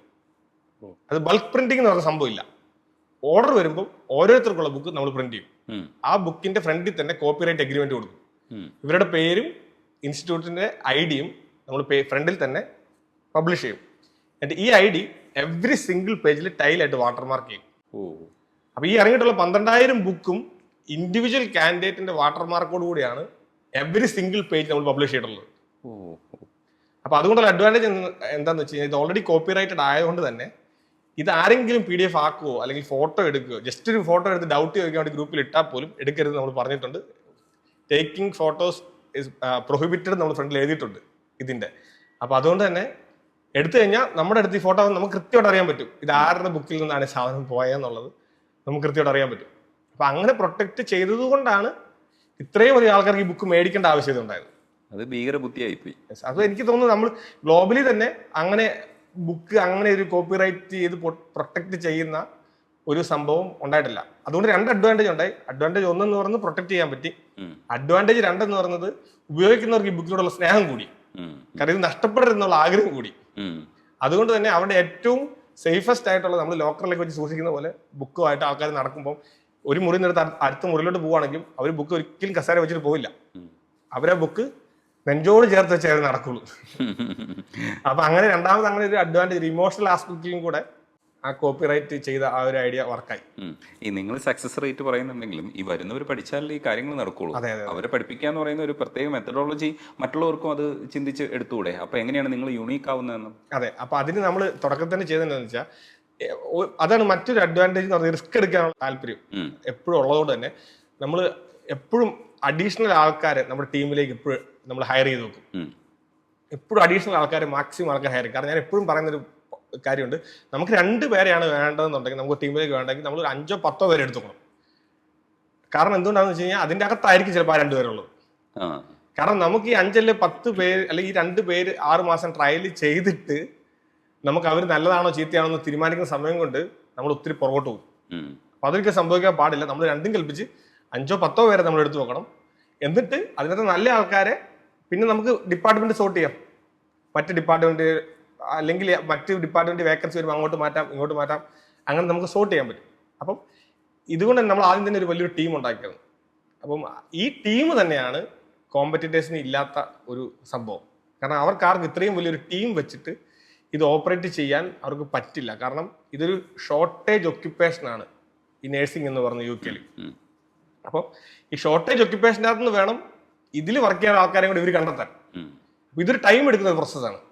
പക്ഷെ നമ്മൾ അഡ്വാൻസ് ആയിട്ട് ആൾക്കാരെ എടുത്തു വെക്കുന്നത് കൊണ്ടും നമ്മൾ അവരെ അഡ്വാൻസ് ആയിട്ട് ട്രെയിൻ ചെയ്ത് വെക്കുന്നത് കൊണ്ടും നമ്മുടെ ടീം നമ്പർ എന്ന് പറയുന്നത് ഭയങ്കര വലുതായിരിക്കും. അത് സിമ്പിളായിട്ട് പറഞ്ഞു കഴിഞ്ഞാൽ നമുക്കിപ്പോൾ നാട്ടിലും UK എല്ലാം കൂടി ഏകദേശം 150 ആൾക്കാർ വർക്ക് ചെയ്യുന്നുണ്ട്. 150 പേര് ഈ ഒറ്റ പ്രോഡക്റ്റിൽ നമുക്ക് വർക്ക് ചെയ്യുന്നുണ്ട്. ഈ ഒരൊറ്റ സ്ട്രീമിൽ തന്നെ വർക്ക് ചെയ്യുന്നുണ്ട്. 15 പേര് വർക്ക് ചെയ്യുന്ന ഒരു കോമ്പറ്റീറ്റർ കാണില്ല. അപ്പം അതാണ് ദ ഡിഫറൻസ്. അപ്പം നമ്മൾ ഫ്രം ദ ബിഗിനിങ് തൊട്ട്, അതായത് നമ്മുടെ ഇപ്പം പറയുന്നത് ഇവരിപ്പം പഠിച്ച് ഓൺസൈറ്റിൽ വരുന്നതിന് മുന്നായിട്ട് നമ്മൾ ഇവർക്ക് ഓൺലൈനിൽ എല്ലാം കൊടുത്തിട്ട് ഇവർ പഠിച്ചിട്ട് ഇവർ പറഞ്ഞ് കേൾപ്പിച്ചിട്ട് ഇവർ പഠിച്ചു എന്ന് തോന്നലുണ്ടായാൽ മാത്രമേ ഇവരോട് ഓൺസൈറ്റ് വരാൻ നമ്മൾ പെർമിറ്റ് ചെയ്യുള്ളൂ. അത് സാധിക്കുന്നതിന്റെ കാരണം എന്ന് പറയുന്നത് നമുക്കിത് കേൾക്കാൻ അത്ര ആൾക്കാരുള്ളതുകൊണ്ടാണ്. ഒരു 30 പേരുടെ ജോലി എന്ന് പറയുന്നത് രാവിലെ മുതൽ വൈകുന്നേരം വരെ ഇവർ പഠിച്ച കാര്യം പറഞ്ഞ് കേൾപ്പിക്കുന്നത് ഇരുന്ന് കേൾക്കുക എന്നുള്ളതാണ്. കേട്ടിട്ട് അതിന് കറക്ഷൻ കൊടുക്കുക എന്നുള്ളതാണ്. അപ്പൊ ഇത്രയും വലിയൊരു ടീമിനെ വെച്ചിട്ട് ഓപ്പറേറ്റ് ചെയ്യുന്ന ഒരു ബിസിനസ് മോഡല് ഇതിനകത്ത് ഒരാൾക്ക് ഇംപ്ലിമെന്റ് പെട്ടെന്ന് ചെയ്യാൻ പറ്റില്ല. അതാണ് എല്ലാവരും തിരക്കായതിനു ശേഷം ആളുകൾ എടുക്കുന്നു. ഞാൻ തിരക്കാകുന്നതിന് മുമ്പേ ആളെ എടുക്കുന്നുണ്ട്. തിരക്കാവുമ്പോൾ എനിക്ക് കൃത്യമായിട്ട് അത് മാനേജ് ചെയ്ത് പോകാൻ പറ്റും. കാരണം ഞാൻ ചിന്തിക്കുന്നത് ഇവർക്ക് നമ്മൾ ആളുകൾക്ക് വരുന്ന ചെലവ് മൂലം നമുക്ക് നഷ്ടമുണ്ടാവുമല്ലോ എന്നുള്ളതല്ല. ഞാൻ ചിന്തിക്കുന്നത് ഇത്രയും അധികം ആൾക്കാരെ എടുക്കുക വഴി എൻ്റെ ലൈഫിന്റെ ലക്ഷ്യം അവിടെ നിറവേറുകയാണ്. കാരണം അൾട്ടിമേറ്റ്ലി എൻ്റെ ലക്ഷ്യം എന്ന് പറയുന്നത് മാക്സിമം ആൾക്കാർക്ക് ജോലി കൊടുക്കുക എന്നുള്ളതാണ്. അപ്പൊ 10 പേരെ എടുക്കുക വഴി 10 പേർക്ക് കൂടെ ജോലി കൊടുക്കാമല്ലോ എന്നുള്ളതാണ്. അവിടെ ഒരു സംഭവം. അപ്പം ഒരു പുതിയൊരു പ്രൊജക്ട് വരുമ്പോൾ ഞാൻ പറഞ്ഞു ഹായ് 10 പേർക്ക് കൂടെ ജോലി കൊടുക്കാമല്ലോ എന്ന് ഞാനിങ്ങനെ പറയുമ്പോൾ കൂടെ നിൽക്കുന്നവർ വിചാരിക്കും ഇത് എന്താണ് ഇങ്ങനെ ഇത്രയും ആളുകൾക്ക് ജോലി കൊടുക്കാൻ ഇത്ര ഇഷ്ടം, പണി കൊടുക്കാൻ ഇഷ്ടം എന്നുള്ളതാണ് നമ്മൾ തമാശയ്ക്ക് പറഞ്ഞത്. എല്ലാവർക്കും പണി കൊടുക്കാൻ ഭയങ്കര ഇഷ്ടമാണെന്ന് പറയും, പക്ഷെ ജോലി കൊടുക്കാനുള്ള ഇഷ്ടമാണ്. അതുകൊണ്ട് തന്നെ നമുക്ക് ആൾക്കാരെ എടുക്കുന്ന എത്ര പേരെ വേണമെങ്കിലും എടുക്കാൻ നമ്മളെപ്പോഴും നമുക്ക് ഭയങ്കര താല്പര്യമാണ്. അതെപ്പോഴും നമ്മുടെ ഒരു USP ആയിട്ട് തന്നെ, കാരണം കൂടുതൽ ആൾക്കാരുണ്ടെങ്കിൽ കൂടുതൽ സർവീസ് നമുക്ക് കൊടുക്കാൻ പറ്റും. കൂടുതൽ സർവീസ് കൊടുക്കുമ്പോൾ ആളുകൾ കൂടുതൽ ഹാപ്പി ആയിരിക്കും. കൂടുതൽ ഹാപ്പി ആകുമ്പോൾ സ്വാഭാവികമായിട്ടും കൂടുതൽ ബിസിനസ് വരും. കൂടുതൽ ബിസിനസ് വരുമ്പോൾ നമുക്ക് വീണ്ടും കൂടുതൽ ആൾക്കാരെ എടുക്കാൻ പറ്റും. ഇതിങ്ങനെ നമ്മൾ വളർന്നുകൊണ്ടിരിക്കും. പക്ഷേ ഈ കേരളത്തെ കുറിച്ച് കാണുന്ന സ്വപ്നങ്ങൾ സംസാരിക്കുന്ന കൂട്ടത്തില് VR-ന്റെ സാധ്യതകൾ ഉപയോഗിക്കുക. അപ്പൊ ടൂറിസത്തെ കുറിച്ച് സംസാരിക്കുമ്പോൾ വാചാലനാവുന്നത് ഞാൻ കേട്ടതാണ്. ഈ VR-ൽ സത്യം പറഞ്ഞാൽ നിങ്ങൾ ഇങ്ങനെ സംസാരിച്ച് കാണുമ്പോൾ ഞാൻ ശരിക്കും ഒരു VR വെച്ചിട്ട് എന്തോ ഒരു വേറൊരു ലോകത്തെത്തുന്ന ഒരു പ്രതീതിയാണ് പറഞ്ഞു കേൾക്കുമ്പോൾ തന്നെ. അങ്ങനെ നിങ്ങളുടെ ഉള്ളിലുള്ള സ്വപ്നങ്ങൾ സത്യത്തിൽ ഒരു VR കാഴ്ച പോലെ തന്നെയാണ് നമുക്ക് അനുഭവപ്പെടുക. ഈ ഭ്രാന്ത് എപ്പോൾ മുതലാണ് തുടങ്ങിയത്? അല്ല, VR താല്പര്യം തുടങ്ങുന്ന സിനിമ എന്നാണ് ബേസിക്കലി. കാരണം 2D സിനിമ നമ്മൾ കാണുന്ന മെയിൻ സ്ട്രീം സിനിമയോടുള്ള ഭ്രാന്തിനെ പറ്റി പറഞ്ഞല്ലോ ഓൾറെഡി. അപ്പം ഇത് മാറി നമ്മൾ വിർച്വൽ റിയാലിറ്റി എന്ന ടെക്നോളജി വരാൻ പോകുന്നു എന്ന് കേട്ടപ്പോൾ തന്നെ, അല്ലെങ്കിൽ ഒരു സംഭവത്തിന്റെ കേട്ടപ്പോൾ തന്നെ എനിക്ക് ക്ലിക്കായ ഒരു സംഭവം എന്താണെന്ന് വെച്ച് കഴിഞ്ഞാൽ ഒരുപക്ഷെ സിനിമ തന്നെ VR-ലേക്ക് മാറുമായിരിക്കാം. അങ്ങനെ മാറിയാൽ നമ്മൾ, കാരണം ഉള്ളിൻ്റെ ഉള്ളിൽ ഭയങ്കര ആഗ്രഹമാണ് ഞാൻ എടുക്കുന്ന സിനിമ ആൽപച്ചീനോയും റോബർട്ട് ഡിനോറയും കാണണമെന്ന്. ഈ ആൽപച്ചീനോയും റോബർട്ട് ഡിനോറയും സിനിമ കാണിക്കാൻ വേണ്ടി നമ്മൾ 2D ഷൂട്ട് ചെയ്ത് കഴിഞ്ഞാൽ നടക്കാനുള്ള സാധ്യത ഭയങ്കര കുറവാണ്. പക്ഷെ VR ഒരു പുതിയൊരു സാധനമായതുകൊണ്ട് ഇത് പ്രോബബിലിറ്റി എന്ന് പറയുന്നത് നമ്മൾ അതിനകത്തൊരു സിനിമ എടുത്തു കഴിഞ്ഞാൽ ഇവർ ചിലപ്പോൾ കാണാനുള്ള സാധ്യതയുണ്ട്. ജസ്റ്റ് അവരിന്ന് കണ്ടാൽ മതി. അപ്പൊ ഇങ്ങനെ ഒരു ആഗ്രഹത്തിന്റെ പുറത്താണ് ആദ്യ തുടക്കത്തില് നമ്മൾ VR എന്ന് പറയുന്ന കോൺസെപ്റ്റിലേക്ക് അടുത്തത്. പക്ഷെ അടുത്ത് കഴിഞ്ഞ് നമ്മളിപ്പം കാത്തിരുന്നത് ഇതിനകത്ത് പ്രൈം പ്രൊഡക്റ്റ് എന്ന് പറഞ്ഞ ആപ്പിൾ ഇത് ഇറക്കുക എന്നുള്ളതായിരുന്നു. അപ്പൊ ആപ്പിൾ വിഷൻ പ്രോ ഇറക്കിയപ്പോൾ ഫസ്റ്റ് ബുക്കിംഗ് ഡേറ്റ് തന്നെ ഞാൻ ബുക്ക് ചെയ്തു. ബുക്ക് ചെയ്തിട്ട് UK മിൽട്ടൺ കീൻസ് വെച്ചിട്ട് അതിന്റെ ഇനാഗ്രേഷൻ ലോഞ്ചിങ്ങിൽ ഞാൻ ആണ് പോയി വാങ്ങുന്നത്. ഞാനത് കൈപ്പറ്റുന്നു. പക്ഷെ ഏറ്റവും വലിയ കോമഡി എന്താണെന്ന് വെച്ച് കഴിഞ്ഞാൽ ഞാൻ VR-നെ പറ്റി കേട്ടതും വായിച്ചുള്ള അറിവ് മാത്രമേ എനിക്ക് എപ്പോഴും. ആദ്യമായിട്ടാണ് ഞാൻ VR ഈ ഡിവൈസിൽ കാണുന്നത്. അപ്പൊ അവിടെ ഇരിക്കുന്ന പലർക്കും അത്ഭുതം. കാരണം ആദ്യമായിട്ട് മേടിക്കുന്ന ഒരാൾ ഇത്രയും ആവേശത്തോടെ വരുമ്പോൾ അയാൾ സ്വാഭാവികമായിട്ട് VR ഒന്ന് എക്സ്പീരിയൻസ് ചെയ്തിട്ടുണ്ടായിരിക്കണല്ലോ. പക്ഷെ എനിക്ക് എന്താണ് VR എന്നുള്ള കേട്ടുള്ള അറിവ് മാത്രമേ എനിക്ക് അപ്പോഴും. ഇത് കണ്ടപ്പോൾ ഞാൻ ഞെട്ടിപ്പോയെന്ന് പറഞ്ഞാൽ നമുക്ക് ശരിക്കും ഞാൻ അപ്പം എൻ്റെ മനസ്സിൽ കൂടെ ഫസ്റ്റ് വന്ന സംഭവം എന്താന്ന് വെച്ച് കഴിഞ്ഞാൽ ഇത് എല്ലാവരും ജീവിക്കാൻ മോട്ടിവേഷൻ കൊടുക്കാൻ വേണ്ടിയിട്ട് ജസ്റ്റ് VR കാണിച്ചു കൊടുത്താൽ മതി. VR-ൽ നല്ലൊരു വീഡിയോ കാണിച്ചു കൊടുത്താൽ മതി. കാരണം അവർക്ക് മനസ്സിലാവും ഞാനൊരു 10 കൊല്ലവും കൂടെ ജീവിച്ചില്ലെങ്കിൽ അതൊരു നഷ്ടമാണ്.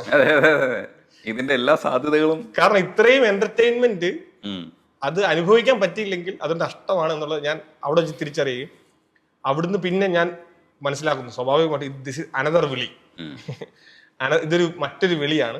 അപ്പോൾ ഇതിൽ നമ്മൾ കൂടുതൽ ഫോക്കസ് ചെയ്യണം, നമുക്ക് കൂടുതൽ സാധ്യതകൾ തുറന്നു കിട്ടും എന്നുള്ളത് അന്ന് തിരിച്ചറിഞ്ഞ് VR-ലേക്ക് വന്നു.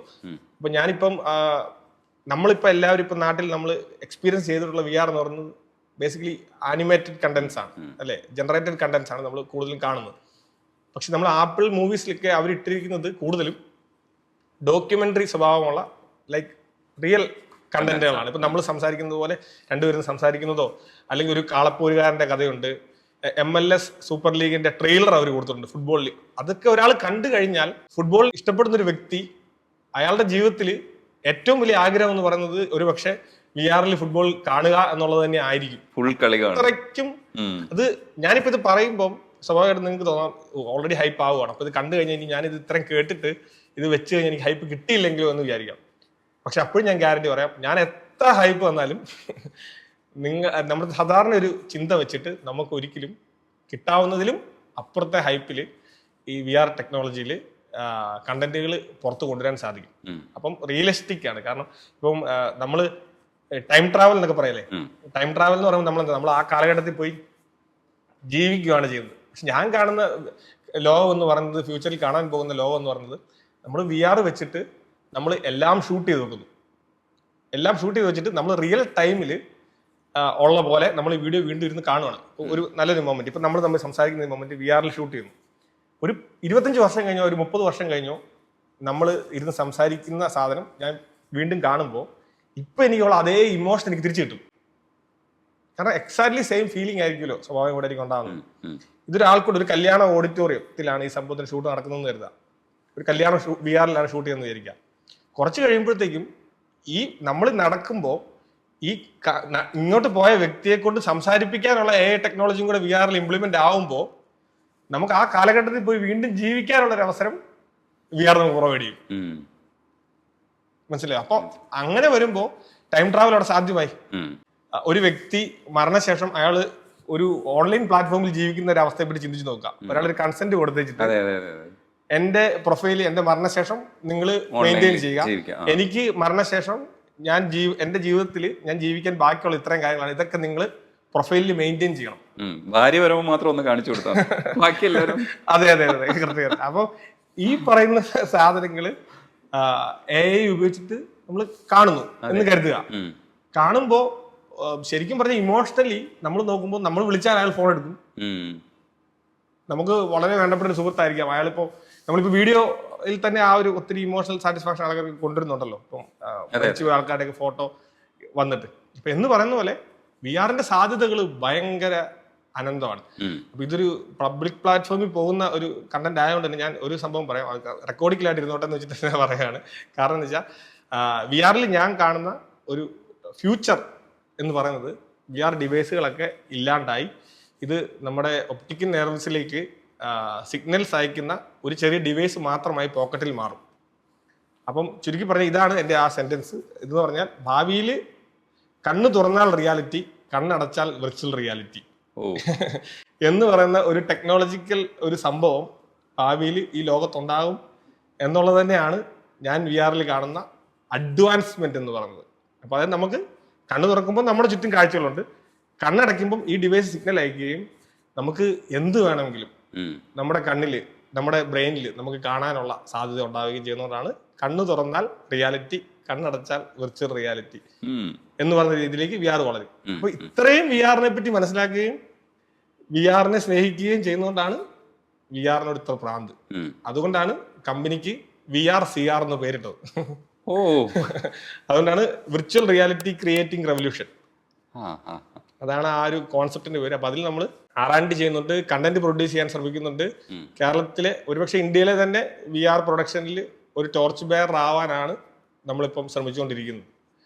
അപ്പൊ അടുത്ത വർഷം വളരെ ഇപ്പൊ ഞാൻ ഇപ്പൊ പുറത്തു വിടുന്നില്ല എങ്കിൽ പോലും എല്ലാവർക്കും കണ്ടാൽ ഇൻട്രസ്റ്റിംഗ് ആയിട്ടുള്ള കുറച്ചധികം കണ്ടന്റുകൾ നമ്മുടെ കേരളത്തിൽ ഇരുന്നുകൊണ്ട് നമ്മൾ പ്രൊഡ്യൂസ് ചെയ്ത് ഇന്റർനാഷണൽ മാർക്കറ്റിലേക്ക് VR കണ്ടന്റുകളെ എത്തിക്കാനാണ് VRCRലൂടെയുള്ള ഒരു ശ്രമം. എനിക്ക് തോന്നുന്നു അപ്പൊ നമ്മൾ കേരളത്തെ എത്തിക്കുകയാണ്. അപ്പൊ ഇതിന്റെ കൂട്ടത്തിൽ കേരളം എത്തും എന്തായാലും. നമ്മൾ ഇത്തരം വലിയ കാര്യങ്ങളിൽ നമ്മൾ മുമ്പേ നടക്കുക എന്ന് പറയുന്ന ഒരു പരിപാടിയാണല്ലോ, നമ്മുടെ ആൾക്കാരാണല്ലോ പല സ്ഥലത്തും ഉള്ളത്. അപ്പോൾ അതിൽ നിങ്ങളുടെയും പേര് വരും എന്നുള്ളത് എനിക്ക് മനസ്സിലാവുന്നുണ്ട്.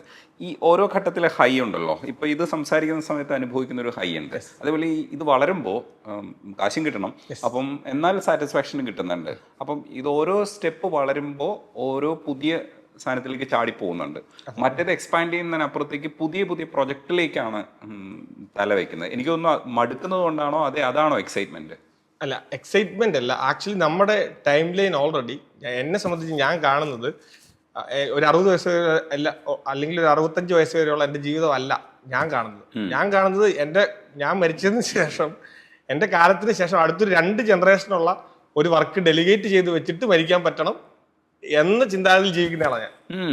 അപ്പം ആ ഡെലിഗേറ്റ് ചെയ്ത് വെക്കണം, ആ ലെഗസി എന്ന് പറഞ്ഞൊരു സാധനം, ആ ഒരു വർക്ക് ഉണ്ടാക്കി വെക്കണം. അപ്പൊ ആ വർക്ക് ഉണ്ടാക്കി വെക്കാൻ വേണ്ടി ഞാനൊരു ടൈം ലൈൻ ഉണ്ടാക്കി വെച്ചിട്ടുണ്ട്. ആ ടൈം ലൈനിലൂടെ നമ്മൾ യാത്ര ചെയ്യാനാണ് ശ്രമിക്കുന്നത്. അപ്പൊ അതിൽ എന്റെ ജനറേഷനിൽ ഒരുപക്ഷെ നടക്കാൻ പോകുന്ന കാര്യമായിരിക്കില്ല ഇപ്പൊ പറഞ്ഞ VR ഈ അഡ്വാൻസ്മെന്റ് എന്ന് പറഞ്ഞാൽ ഞാൻ ഈ പറഞ്ഞ ലെവലിലുള്ള അഡ്വാൻസ്മെന്റിലേക്ക് എത്തണമെന്നില്ല. പക്ഷെ അടുത്ത ജനറേഷനിൽ സംഭവിക്കണമെന്നുണ്ടെങ്കിൽ ഈ ജനറേഷനിൽ നമ്മൾ ചെയ്യേണ്ടതായിട്ടുള്ള കുറച്ച് കാര്യങ്ങളുണ്ട്.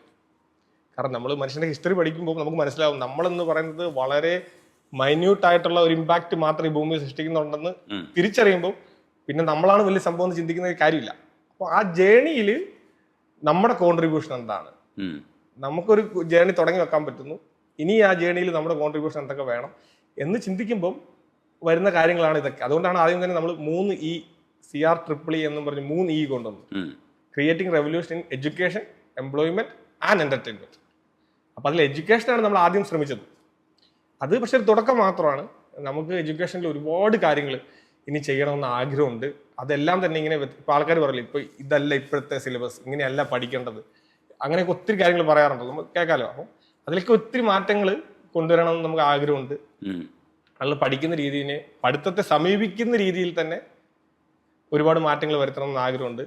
അപ്പം അങ്ങനെ നമ്മൾ എഡ്യൂക്കേഷൻ, പിന്നെ എംപ്ലോയ്മെന്റ്, ഇതുപോലെ തന്നെ ആഗ്രഹങ്ങളുണ്ട്. നല്ല രീതിയിലുള്ള തൊഴിലവസരങ്ങൾ ഭൂമിയിൽ ഉണ്ടാവണം, നമ്മുടെ ചുറ്റും ആൾക്കാർക്ക് ഉണ്ടാവണം.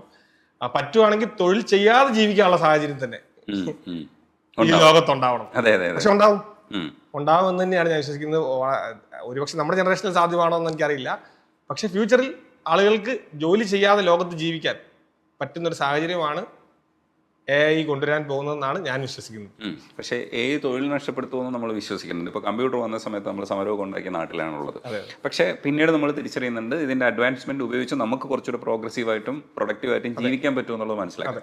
AI വരുമ്പോൾ ഒരു ആശങ്കയുണ്ട്. ആദ്യത്തെ ഷിഫ്റ്റിൽ കുറേ പ്രശ്നങ്ങളുണ്ടാവും. അപ്പോൾ നമ്മളിപ്പോൾ ഉപയോഗിക്കുന്ന ഒരു പ്ലാറ്റ്ഫോം ടെലിവിഷനിൽ നിന്ന് മാറി യൂട്യൂബിലേക്ക് മാറിയപ്പോൾ തന്നെ നമ്മൾ ഭയങ്കരമായിട്ട് പാനിക്കായിരുന്നു. ടെലിവിഷനെല്ലാം ചത്തുപോയി, ഇപ്പോൾ യൂട്യൂബേ ഉള്ളൂ, നമ്മൾ അത് പഠിച്ചില്ലെങ്കിൽ എന്ത് ചെയ്യും എന്നൊക്കെ പറയുന്ന പ്രോബ്ലംസ് ഉണ്ടായിരുന്നു. അതേപോലെ ഈ ഷിഫ്റ്റിംഗ് ഭയങ്കര ബുദ്ധിമുട്ടാണ്. ഈ ഷിഫ്റ്റിംഗ് എങ്ങനെ നടക്കുമെന്നാണ് വിശ്വസിക്കുന്നത് AI-യുടെ ഷിഫ്റ്റിംഗ്? ആ ഒരു ഷിഫ്റ്റിംഗ് പീരീഡ് എന്ന് പറഞ്ഞാൽ അത് ഡിഫിക്കൽട്ട് തന്നെ ആയിരിക്കും. അത് നമുക്ക് മാറ്റി നിർത്താൻ പറ്റത്തില്ല. അതിനകത്ത് ഇനി ആകെപ്പാടെ ചെയ്യാൻ പറ്റുന്ന ഒരു സംഭവം എന്ന് പറയുന്നത് ആളുകൾ ഇത് തിരിച്ചറിഞ്ഞിട്ട് എല്ലാവരും അതിനകത്ത് എക്വിപ്ഡ് ആവുക എന്നുള്ളതാണ്. അങ്ങനെ എല്ലാവരും എക്വിപ്ഡ് ആയി കഴിഞ്ഞാൽ അഡ്വാൻറ്റേജ് എന്താണെന്ന് വെച്ചാൽ ഈ ഷിഫ്റ്റിംഗ് കുറച്ചുകൂടെ ഫാസ്റ്റ് ആവും. അതിന്റെ ഡ്യൂറേഷൻ കുറയ്ക്കാൻ പറ്റും. പക്ഷെ ഈ ഷിഫ്റ്റിംഗ് കഴിയുന്ന ഒരു പീരീഡിൽ ഇപ്പൊ സിമ്പിൾ ആയിട്ട് നമ്മൾ പറയുകയാണെന്നുണ്ടെങ്കിൽ, നമ്മൾ ചെയ്യുന്ന എല്ലാ സാധനങ്ങളും നമുക്കിപ്പം ടെക്നോളജി വഴി നമുക്ക് ചെയ്യാറായി. ഇപ്പൊ നമ്മൾ വണ്ടി ഓടിക്കാൻ നമുക്കിപ്പം മാപ്പ് പറഞ്ഞു തരും, വലത്തോട്ട് പോകും ഇടത്തോട്ട് പോകുമെന്ന് പറയും. എന്നാൽ പിന്നെ മാപ്പിനെ അങ്ങ് ഓടിച്ചുകൂടെ എന്ന് നമുക്ക് വേണം ചിന്തിക്കാം. അങ്ങനെയാണ് ഇപ്പൊ ഓൾറെഡി ടെക്നോളജി അങ്ങനെ വരുന്നുണ്ട് എന്ന് പറഞ്ഞവരെ. നമ്മൾ ഇപ്പൊ അഗ്രികൾച്ചറിൽ നമ്മൾ 10 പേര് കൃഷി ചെയ്തുകൊണ്ടിരുന്ന സ്ഥലത്ത് ഒരു ട്രാക്ടർ വന്നിട്ട് കൃഷി ചെയ്യാൻ തുടങ്ങി. ഇനി ആ ട്രാക്ടർ ഓടിക്കാൻ എന്തിനാണ് ഒരു മനുഷ്യന്റെ ആവശ്യം എന്നുള്ളതാണ് അടുത്ത ചിന്ത, അല്ലേ? അപ്പൊ ഈ ട്രാക്ടർ ഓടിക്കാൻ ഒരു മനുഷ്യന്റെ ആവശ്യമില്ല, അത് വേണമെങ്കിൽ ടെക്നോളജിക്ക് ഓടിക്കാനുള്ളേ ഉള്ളൂ. അപ്പൊ അങ്ങനെ വരുമ്പോൾ പിന്നെ കൊയ്യാനാണോ നമുക്ക് മെഷീന്റെ ആവശ്യം? അല്ല. പിന്നെ ഇത് വണ്ടിയിൽ കയറ്റാനാണോ മെഷീന്റെ ആവശ്യം? അതോ ഇതിന് കടയിൽ എത്തിക്കാനാണോ മെഷീന്റെ ആവശ്യം? അതിന് ഒരാൾ വിൽക്കാനാണോ? ആളുകളുടെ ആവശ്യം ഇവിടെ എങ്ങും ഇല്ല. ശരിക്കും പറയാം, ടെക്നോളജി നമ്മൾ അഡ്വാൻസ്ഡ് ആവുകയാണെന്നുണ്ടെങ്കിൽ. അങ്ങനെയാണെന്നുണ്ടെങ്കിൽ ഈ പറഞ്ഞ പ്രോഡക്ട്സ് വീട്ടിലെത്തി നമ്മുടെ ഒരു ചാനൽ വഴി വീട്ടിലേക്ക് ഈ ആഹാര സംഭവങ്ങളെല്ലാം എത്തിച്ചേരുകയും നമ്മൾ ഒരു ആപ്ലിക്കേഷനിൽ നമ്മൾ നാളെ രാവിലെ എന്താണ് കഴിക്കേണ്ടത് എന്ന് ഓർഡർ കൊടുത്താൽ ഫുഡ് തന്നെ കുക്കായി രാവിലെ നമ്മുടെ ടേബിളിൽ എത്തുകയും ചെയ്യുന്ന ഒരു കാലം വരുമ്പോൾ പിന്നെ ആളുകൾ എന്തിനു ജോലിക്ക് പോകണം? അതായത് പണം ഉണ്ടാക്കാനാണല്ലോ ജോലിയുടെ ആവശ്യമുള്ളത്. പണം എന്ന് പറയുന്നത് സാധനം വാങ്ങാനാണെന്നുണ്ടെങ്കിൽ, സാധനങ്ങളെല്ലാം ഫ്രീ ആയിട്ട് കിട്ടുമെന്നുണ്ടെങ്കിൽ പിന്നെ ജോലിയുടെ ആവശ്യമില്ലല്ലോ. അപ്പൊ അതുകൊണ്ട് തന്നെ ഞാൻ വിശ്വസിക്കുന്നു ഈ ഒരു ഷിഫ്റ്റ് അങ്ങോട്ട് മാറിക്കഴിഞ്ഞാൽ AI എന്ന് പറയുന്നത് ഒരു സ്റ്റാർട്ടിങ് മാത്രമാണ്. നമ്മൾ ChatGPT നമുക്ക് എത്ര നാളായിട്ട് അറിയാം, ജെമിനിനെ നമുക്ക് എത്ര നാളായിട്ട് അറിയാം? വളരെ കുറച്ച് നാളാണ് നമുക്ക് ജെമിനിനെ അറിയാവുള്ളൂ. പക്ഷെ ഇന്ന് നമ്മുടെ ഏറ്റവും ടെക്നോളജിയെ പറ്റി നമ്മൾ നോളജ് കുറവുള്ള ആളുകൾ എന്ന് നമ്മൾ വിശ്വസിക്കുന്ന ആളുകൾ പോലും ജെമിനിയുമായിട്ട് ഡേ ടു ഡേ ലൈഫിൽ ഇന്ററാക്ട് ചെയ്ത് സംസാരിച്ച് തുടങ്ങി. ഇത് എത്ര പെട്ടെന്ന് സംഭവിച്ചത് അല്ലേ? വളരെ പെട്ടെന്നല്ലേ ആ മാറ്റം ഉണ്ടായത്. അപ്പം സ്വാഭാവികമായിട്ടും ഞാൻ കാണുന്നു ഈ പറഞ്ഞ പോലെ വളരെ പെട്ടെന്ന് തന്നെ ഇതെല്ലാം മാറും. നമ്മൾ വിചാരിക്കുന്നതിനേക്കാൾ വളരെ ഫാസ്റ്റായി ടെക്നോളജി മാറുകയും ടെക്നോളജി ആക്ച്വലി നമ്മൾ എല്ലാവരും അതിനെ ഉപയോഗപ്പെടുത്തുകയും നമുക്ക് ലൈഫ് കുറേയും കൂടെ ഡെഫിനറ്റ്ലി സ്ട്രഗിൾ ഉണ്ടാവും. പക്ഷെ ഞാൻ ചിന്തിക്കുന്നത് അടുത്ത ജനറേഷനിൽ മക്കളെ വളർത്തുമ്പോൾ സ്വാഭാവികമായിട്ടും ഇതിനെ അഡാപ്റ്റ് ചെയ്യുന്ന രീതിയിൽ അവരെ വളർത്തിയെടുത്താൽ നമ്മൾ അവർക്ക് റൈറ്റ് ഡയറക്ഷൻ കാണിച്ചു കൊടുത്തു കഴിഞ്ഞാൽ ഫ്യൂച്ചറിൽ ഇതിന്റെ ഡ്യൂറേഷൻ കുറയ്ക്കാൻ പറ്റും ഈ സ്ട്രഗിളിന്റെ. അല്ലെങ്കിൽ നമ്മൾ നോക്കിക്കഴിഞ്ഞാൽ സ്ട്രഗിൾ എന്തായാലും ഉണ്ടാവും. ഈ സ്ട്രഗിൾ ഉണ്ടാവുന്നത് നമുക്ക് ആലോചിക്കുമ്പോൾ നമുക്കിപ്പോഴും പേടിയാണ്, നമുക്കൊരു വലിയൊരു മേജർ ക്രൈസിസ് ലോകത്ത് വരാൻ പോവുകയാണല്ലോ എന്നുള്ളത്. പക്ഷെ അത് ഒഴിച്ചു നിർത്താൻ പറ്റില്ല. കാരണം നമ്മൾ കറക്റ്റ് ഒരു 100 വർഷം ബാക്കിലോട്ട് എടുത്തു കഴിഞ്ഞ് കഴിഞ്ഞാൽ ആ 100 വർഷത്തിന്റെ അകത്താണ് രണ്ടാം ലോകമായിട്ട് സംഭവിച്ചിട്ടുള്ളത്. വീണ്ടും 100 വർഷം എടുത്തിട്ടുണ്ടെങ്കിൽ അതുപോലെ തന്നെ ക്രൈസിസുകൾ ലോകത്തുണ്ടായിട്ടുണ്ട്. അപ്പൊ ഈ ക്രൈസിസുകൾ എന്തായാലും ലോകം മുഴുവനും പ്രശ്നമുള്ള ക്രൈസിസുകൾ ഉണ്ടാകും. അതിന്റെ ഡ്യൂറേഷൻ കുറയ്ക്കാൻ നമുക്ക് എന്ത് ചെയ്യാൻ പറ്റും എന്നുള്ളത് മാത്രമേ അവിടെ പോയിന്റ് ഉള്ളൂ. അപ്പൊ ഇത് മാറി നിൽക്കാതെ AI-നെ മനസ്സിലാക്കിക്കൊണ്ട് നമ്മൾ സമീപിച്ചു കഴിഞ്ഞാൽ നമുക്ക് അതിൽ നിന്ന് അഡ്വാൻറ്റേജ് ഉണ്ടാക്കാൻ പറ്റും. നമ്മുടെ കൂടെയുള്ള ആളുകൾക്കും നമ്മൾ പറയുന്നത് മനസ്സിലാക്കുകയും അതിനനുസരിച്ച് കൂടെ നിൽക്കുകയും ചെയ്യുന്ന ആൾക്കാർക്കും അതും കൊണ്ട് അഡ്വാൻറ്റേജ് ഉണ്ടാക്കിയെടുക്കാൻ പറ്റും. സ്വാഭാവികമായിട്ട് അത്രേ പറ്റുള്ളൂ. നമുക്ക് ഒരു ആളുകളെ ഇത് പറഞ്ഞ് മനസ്സിലാക്കുന്നതിലൊരു ലിമിറ്റേഷൻ ഉണ്ടല്ലോ. അതുകൊണ്ട് തന്നെ നമ്മൾ നമ്മുടേതായിട്ടുള്ള ഒരു AI അത് ഈ ഹെൽത്ത് കെയർ ഇൻഡസ്ട്രിയിൽ നമ്മൾ അടുത്ത് നമ്മൾ വികസിപ്പിച്ചെടുത്തു. അതൊരു ഭയങ്കര ഒരു അച്ചീവ്മെന്റ് ആയിരുന്നു നമുക്ക്. ഡൽഹിയിൽ കൊണ്ടുവരാ എനിക്ക് പിടി എന്ന് പറയുന്ന പോലെ എയിൽ നമുക്കൊരു പിടി ഉണ്ടാവാൻ വേണ്ടിയിട്ട് നമ്മൾ AI നമ്മുടെ കൊണ്ടുവന്നു, ഇംപ്ലിമെന്റ് ചെയ്തു. ഇപ്പൊ ഈ പല ഏരിയയിലേക്ക് പോകുമ്പോഴത്തേക്ക് ഇപ്പൊ നിങ്ങൾ അത് വികസിപ്പിക്കുന്നു, ഇല്ലെങ്കിൽ ഇത് നടക്കുന്നു. അതെ, നിങ്ങൾ VR തദ്ദേശീയമായി വികസിപ്പിച്ചു. പ്രൊമോട്ട് ചെയ്യുന്നു. പക്ഷെ ഇതില് നമ്മൾ ഏതെങ്കിലും ഒരു പ്രോഡക്റ്റ് ഉണ്ടാക്കിയിട്ട് ഇത് ലാർജ് സ്കെയിലിൽ വിൽക്കാനല്ലേ നമ്മൾ ശ്രമിക്കുക. ഇതെങ്ങനെ ഇങ്ങനെ ഡിഫറെന്റ് സെക്ടേഴ്സിൽ നമ്മൾ കൊണ്ടുവന്ന് ഇൻവെസ്റ്റ് ചെയ്യുക, അല്ലെങ്കിൽ അതിനകത്ത് നമ്മുടെ ടൈം സ്പെൻഡ് ചെയ്യുക. അതെന്താ വെച്ചാൽ ഇതെല്ലാം കണക്റ്റഡ് ആണെന്നുള്ളതാണ്. ഇതെല്ലാം ഒരു തരത്തിൽ കണക്റ്റഡ് ആണ്. ഇപ്പൊ ടൂറിസവും VR-ഉമായിട്ട് കണക്റ്റഡ് ആണ്. കാരണം VR-ലൂടെയാണ് നമ്മൾ ടൂറിസത്തിനെ ലോകത്തിന് ബ്രാൻഡ് ചെയ്യാൻ പോകുന്നത്. ഇപ്പൊ ടൂറിസത്തെ പ്രൊമോട്ട് ചെയ്യാൻ വേണ്ടിയിട്ട് നമ്മൾ ഉണ്ടാക്കുന്ന പ്രോഡക്ട്സ് ആണ് ഞാൻ പറഞ്ഞ VR-ൽ ഉണ്ടാക്കാൻ പോകുന്ന കണ്ടന്റുകൾ എന്ന് പറഞ്ഞത്. ഈ കണ്ടന്റുകൾ കണ്ടിട്ടായിരിക്കണം ആളുകൾ കേരളത്തിലേക്ക് വരാൻ പോകുന്നത്. അവർക്കിത് കണ്ടിട്ട് ഞങ്ങൾക്ക് ഇവിടെ റിയലായിട്ട് പോകണം എന്ന് പറഞ്ഞ ആഗ്രഹം ലോക മാർക്കറ്റിൽ ക്രിയേറ്റ് ചെയ്യാൻ വേണ്ടിയിട്ടാണ് നമ്മൾ VR-നെ ഉപയോഗപ്പെടുത്തുന്നത്. അപ്പം VR അവിടെ മാൻഡേറ്ററി ആയി ടൂറിസത്തെ പ്രൊമോട്ട് ചെയ്യണ VR ഉണ്ടെങ്കിലേ പറ്റുള്ളൂ എന്ന് പറഞ്ഞ പോലെ അവിടെ കണക്റ്റഡ് ആയി. എന്ന് പറയുന്ന പോലെ ഇപ്പൊ എഡ്യൂക്കേഷൻ സെക്ടറുമായിട്ട് നമ്മൾ നോക്കുകയാണെന്നുണ്ടെങ്കിൽ എഡ്യൂക്കേഷനും ട്രെയിനിങ്ങും നമ്മൾ കൊടുത്തുകൊണ്ടിരിക്കുന്നതിന് സപ്പോർട്ടായിട്ട് അടുത്ത സെക്ടറിലോട്ട് നമുക്ക് പോകണം എന്നുണ്ടെങ്കിൽ AI വേണം. കാരണം ജോബ് എന്ന് പറഞ്ഞ സാധനം ക്രിയേറ്റ് ചെയ്യാത്തടത്തോളം കാലം പഠിക്കുന്നത് വെറുതെയാണ്. അപ്പം നമ്മുടെ അവിടെ പഠിക്കുന്നവർക്ക് ജോബ് കിട്ടാൻ ഒരു അഡ്വാൻറ്റേജ് വേണ്ടേ, ബാക്കിയുള്ളവരെ അപേക്ഷിച്ച് അവർക്ക് എഡ്ജ് ഉണ്ടാവണം. എഡ്ജ് ഉണ്ടാകണമെങ്കിൽ നമ്മുടെ കയ്യിൽ സ്ട്രോങ് ആയിട്ടുള്ള ഒരു ടെക്നോളജി വേണം. ആ ടെക്നോളജി ഉണ്ടെങ്കിൽ മാത്രമേ ഉള്ളൂ നമ്മുടെ കൂട്ടത്തിലുള്ള ആൾക്കാർക്ക് ഒരു എഡ്ജ് കിട്ടുള്ളൂ. അപ്പൊ അതിനുവേണ്ടി നമ്മൾ അതും പഠിക്കുന്നു. ഓക്കെ, അപ്പം എല്ലാം കണക്റ്റഡ് ആണ് ബേസിക്കലി പറഞ്ഞു കഴിഞ്ഞാൽ. ഇപ്പം ടെക്നോളജി പറയുകയാണെന്നുണ്ടെങ്കിൽ, കാരണം ടെക്നോളജി വികസിപ്പിച്ചെടുത്താൽ മാത്രമേ ഉള്ളൂ എനിക്ക് VR വികസിപ്പിക്കാൻ പറ്റുള്ളൂ. VR വികസിപ്പിച്ചാലേ എനിക്ക് ടൂറിസം പ്രൊമോട്ട് ചെയ്യാൻ പറ്റുള്ളൂ. ഇതെല്ലാം കൂടെ ഒന്നിച്ച് സംഭവിച്ചാലേ ഉള്ളൂ ഇത്രയധികം ആൾക്കാർക്ക് ജോലി കൊടുക്കാൻ പറ്റുള്ളൂ. ഇത്രയും ആൾക്കാർക്ക് ജോലി കൊടുക്കാൻ പറ്റിയാലേ ഉള്ളൂ നമ്മൾ വിചാരിക്കുന്ന തരത്തിലുള്ള മാറ്റങ്ങൾ. കാരണം നമുക്ക് വെറുതെ നമുക്ക് നാടിനെ കുറ്റം പറയാൻ എല്ലാവർക്കും സാധിക്കും, എനിക്കും സാധിക്കും, എല്ലാവർക്കും സാധിക്കും.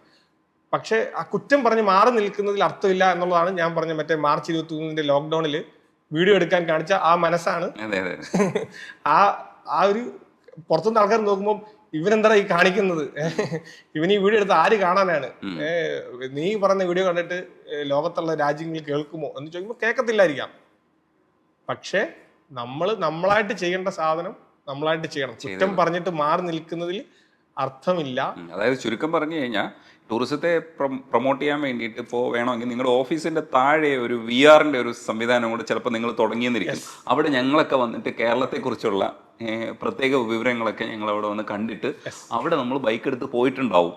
അങ്ങനെ സംഭവിക്കണം എന്നാണ് ആഗ്രഹിക്കുന്നത്.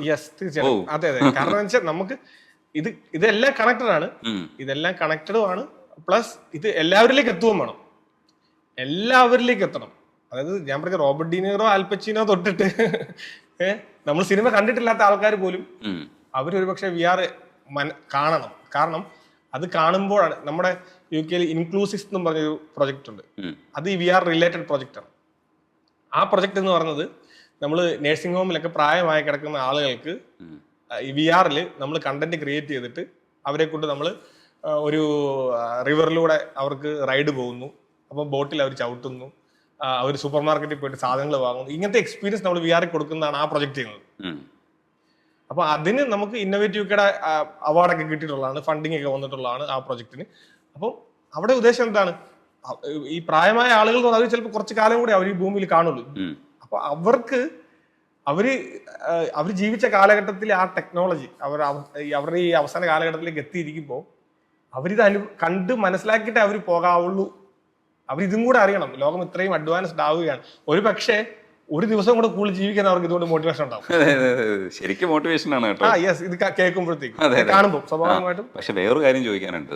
മോട്ടിവേഷൻ അല്ല, ഡീമോട്ടിവേഷൻ ആണ് കേട്ടോ. ഈ സമയമൊക്കെ കംപ്ലീറ്റ് ഈ ചിന്തകളുമായിട്ട് നടന്നിട്ട് ഫുൾ ടൈം, അതായത് ടാർഗറ്റ് വെച്ച് ഇങ്ങനെ വർക്ക് ചെയ്തുകൊണ്ടിരിക്കുക. അപ്പോൾ ഒരു ടൈം പോലും കളയാത്ത രീതിയിലാണ് മാനേജ് ചെയ്യുന്നത് എനിക്ക് മനസ്സിലാവുന്നുണ്ട്. പിൻവാതിലിൽ കൂടെ കയറിയിട്ട് ഓഫീസിൽ അധികം പേരോട് സംസാരിക്കാതെ വർക്ക് ചെയ്തിട്ട് ഇറങ്ങി പോകുന്ന ശ്രമിക്കുന്ന ഒരു മനുഷ്യനാണ്. വീട്ടിൽ എങ്ങനെ കയറും എന്നുള്ളതാണ് ചോദ്യം. വീട്ടിൽ എങ്ങനെ കയറും? വീട്ടിൽ അതുകൊണ്ട് തന്നെ നമ്മള് കല്യാണം കഴിച്ചപ്പോഴത്തേക്കും നമ്മള് വർക്കിനെ അതുപോലെ സ്നേഹിക്കുന്ന ഒരാളെന്നൊക്കെയാണ് നമ്മൾ കല്യാണം കഴിച്ചത്. അതുകൊണ്ട് വൈഫ് റിയ ഞങ്ങൾ ഒന്നിച്ചാണ് വർക്ക് ചെയ്യുന്നത്. റിയ ആണ് ഞങ്ങൾ ഒന്നിച്ച് വർക്ക് ചെയ്യുന്നത് കൊണ്ട് തന്നെ പിന്നെ പ്രശ്നങ്ങളൊന്നുമില്ല. വർക്കിൽ പ്രശ്നമുണ്ട് എന്ന് എനിക്ക് പറയേണ്ട കാര്യമില്ല. കാരണം വർക്കിലെ പ്രശ്നങ്ങളൊക്കെ നേരിട്ട് കാണുകയും കൂടെ നിൽക്കുകയും അതിനനുസരിച്ച് സപ്പോർട്ട് ചെയ്യുകയും ചെയ്യുന്നു. റിയയുടെ ഒരു മോട്ടിവേഷൻ എന്ന് പറയുന്നത്, റിയയുടെ ചിന്താഗതി എന്ന് പറയുന്നത്, റിയ കൂടുതൽ വർക്ക് ചെയ്ത് കഴിഞ്ഞാൽ അത്രയും കൂടുതൽ സമയം എനിക്കുണ്ടാവുമല്ലോ എന്ന് കരുതിയിട്ട് എന്നെ സപ്പോർട്ട് ചെയ്യാൻ വേണ്ടി കൂടുതൽ വർക്ക് ചെയ്യാൻ വേണ്ടി ശ്രമിക്കുന്ന ആളാണ് റിയ, വൈഫ്. അപ്പം പക്ഷെ അൺഫോർച്ചുനേറ്റ്ലി ഒരു ചെറിയൊരു പ്രശ്നം അവിടെ ഉള്ളതെന്ന് പറയുന്നത്, കൂടുതൽ സമയം കിട്ടുമ്പോൾ നമ്മൾ അടുത്ത പ്രോജക്റ്റ് പഠിക്കാൻ വേണ്ടിയിട്ട് കൂടുതൽ സമയം എടുക്കുന്നു എന്നുള്ളതാണ് ഇപ്പൊ സംഭവിച്ചുകൊണ്ടിരിക്കുന്ന ഒരു ഈ പറഞ്ഞ ഒരു ചെറിയൊരു പ്രശ്നം. പക്ഷെ എങ്കിൽ പോലും ഷീ ഓൾസോ അണ്ടർസ്റ്റാൻഡ്. കാരണം നമ്മൾ തുടക്കത്തിൽ തന്നെ മനസ്സിലാക്കിയ ഒരു കാര്യമാണ്, ഇതാണ് നമ്മുടെ ഒരു പാഷൻ എന്നുള്ളതും, നമ്മൾ ഒരാൾക്ക് വേണ്ടി മാത്രം ജീവിക്കുന്നതിനേക്കാൾ കൂടുതൽ ഇങ്ങനെ ഒരു വലിയൊരു പർപ്പസിന് വേണ്ടി നമ്മൾ ജീവിക്കുക എന്ന് പറഞ്ഞ ഒരു സംഭവത്തിലേക്ക് തന്നെയാണ് ഞാൻ റിയനെ ഇൻവൈറ്റ് ചെയ്തത്. അപ്പം അതിലേക്കാണ് വന്നത്. വന്നപ്പം റിയക്ക് മനസ്സിലായി ഇതൊരു റിയാലിറ്റി അല്ല, ഇതൊരു വിർച്വൽ റിയാലിറ്റിയാണ് ഈ ജീവിതം. ഈ ജീവിതം എന്ന് പറയുന്നത് ഒരു വിർച്വൽ റിയാലിറ്റിയാണ്. ഇത് ക്രിയേറ്റ് ചെയ്ത് വെച്ചൊരു കണ്ടന്റ് ആണ്, പറ്റിച്ചതാണല്ലേ. ഇതൊരു 150 വർഷത്തേക്ക് സെറ്റ് ചെയ്ത് വെച്ചേക്കുന്ന ഒരു കണ്ടന്റ്. ഈ കണ്ടന്റ് കാണുക എന്നുള്ളതാണ് ജീവിതത്തിൽ ചെയ്യാനില്ലാത്തൊരു മാറ്റവും വരില്ല എന്ന് പറയുന്നത് പ്രീസെറ്റ് കണ്ടന്റ് ആണിത്. മാക്സിമം പറ്റുന്നത് എന്ന് വെച്ച് കഴിഞ്ഞാൽ നമുക്ക് 1.5 1.25 ഒക്കെ ഇടാൻ ശ്രമിക്കാം. കാരണം അപ്പൊ എന്ത് സംഭവിക്കും, ചിലപ്പോ അടുത്ത എവിടെയെങ്കിലും ഒരു ബ്രേക്ക് വന്നാലോ, പക്ഷെ ആ ബ്രേക്കിൽ വേറെ സാധനങ്ങൾ കൊണ്ടുവച്ചിട്ടുണ്ടോ അത് പറയാൻ പറ്റില്ല എന്ന് പറയുന്ന പോലെ. യെസ്, അപ്പൊ നിങ്ങളുടെ കൂടെ ഓടുക എന്ന് പറയുന്നത് ഭയങ്കര ഒരു പാടാണ്. ഈ ആലീസിന്റെ അത്ഭുത ലോകം പറയുമ്പോൾ നമ്മൾ പറയാറുണ്ട്, നിൽക്കുന്നിടത്ത് നിൽക്കണമെങ്കിൽ നമ്മൾ നടക്കണം. അപ്പോ നടക്കണമെങ്കിലോ ഓടണം. അപ്പോ ഓടണമെങ്കിൽ എന്ത് ചെയ്യണമെന്നുള്ളൊരു ചോദ്യം ആണ് നിൽക്കുന്നത്. ലോകം അത്രയും വേഗത്തിൽ പൊക്കോണ്ടിരിക്കുക. ഈ തോട്ടിലേക്ക് വരുമ്പോൾ ഒരു എക്സൈറ്റ്മെന്റ് ഫാക്ടർ, കിക്കും ഒക്കെ ഇടയ്ക്കിടയ്ക്ക് കിട്ടിപ്പോകുന്നുണ്ട്. പക്ഷെ എവിടേക്കാ പോണേ, ഈ പോക്ക് എവിടേക്കാണ്? നമ്മൾ ഉദ്ദേശിക്കുന്ന ഒരു ടാർഗറ്റ് ഉണ്ടോ? നമ്മൾ ഇപ്പൊ പറയുന്ന കാര്യങ്ങളൊക്കെ നമുക്ക് നടപ്പാക്കണം, പക്ഷെ നമ്മുടെ ആയുസിൽ നടപ്പാക്കാൻ പറ്റണമെന്നില്ല. അപ്പൊ ഈ ടാർഗറ്റ് എന്ന് പറയുന്ന ഒരു സാധനം ഉണ്ടോ? അതേ നമുക്ക് കുറച്ച് കാശ് ഉണ്ടാക്കി നമ്മൾ സ്വസ്ഥമായിട്ടിരിക്കുമോ? ഇല്ല, ഒരിക്കലും ഇല്ല. പൈസ ഉണ്ടാക്കുക എന്ന് പറയുന്നത് നമ്മുടെ ടാർഗറ്റേ അല്ല. അങ്ങനെ ഒരു ടാർഗറ്റ് ഇല്ല. കാരണം എന്ന് വെച്ചാൽ പൈസ ഉണ്ടാക്കുക എന്ന് പറഞ്ഞു കഴിഞ്ഞാൽ അടുത്ത പ്രോജക്റ്റ് ചെയ്യാൻ വേണ്ടിയാണ്. അതല്ലാതെ പൈസ ഉണ്ടാക്കിയിട്ട് സ്വസ്ഥമായിട്ടിരിക്കുക എന്നൊരു ചിന്ത ശരിക്കും പറഞ്ഞില്ല. സ്വപ്നം എന്ന് പറഞ്ഞു കഴിഞ്ഞാൽ, സിമ്പിൾ ആയിട്ട് പറഞ്ഞു കഴിഞ്ഞാൽ, ലോകത്തിലെ ഏറ്റവും പ്രോസ്പെറസ് ആയിട്ടുള്ള ഒരു സ്ഥലമായിട്ട് കേരളം മാറണം. ഈ ലോകത്തിലെ ഏറ്റവും പ്രോസ്പെറസ് ആയിട്ടുള്ള സ്ഥലമായിട്ട് കേരളം മാറുക എന്നുള്ളതാണ് സ്വപ്നം. പൊളിറ്റീഷ്യൻ ആവാനും വയ്യ.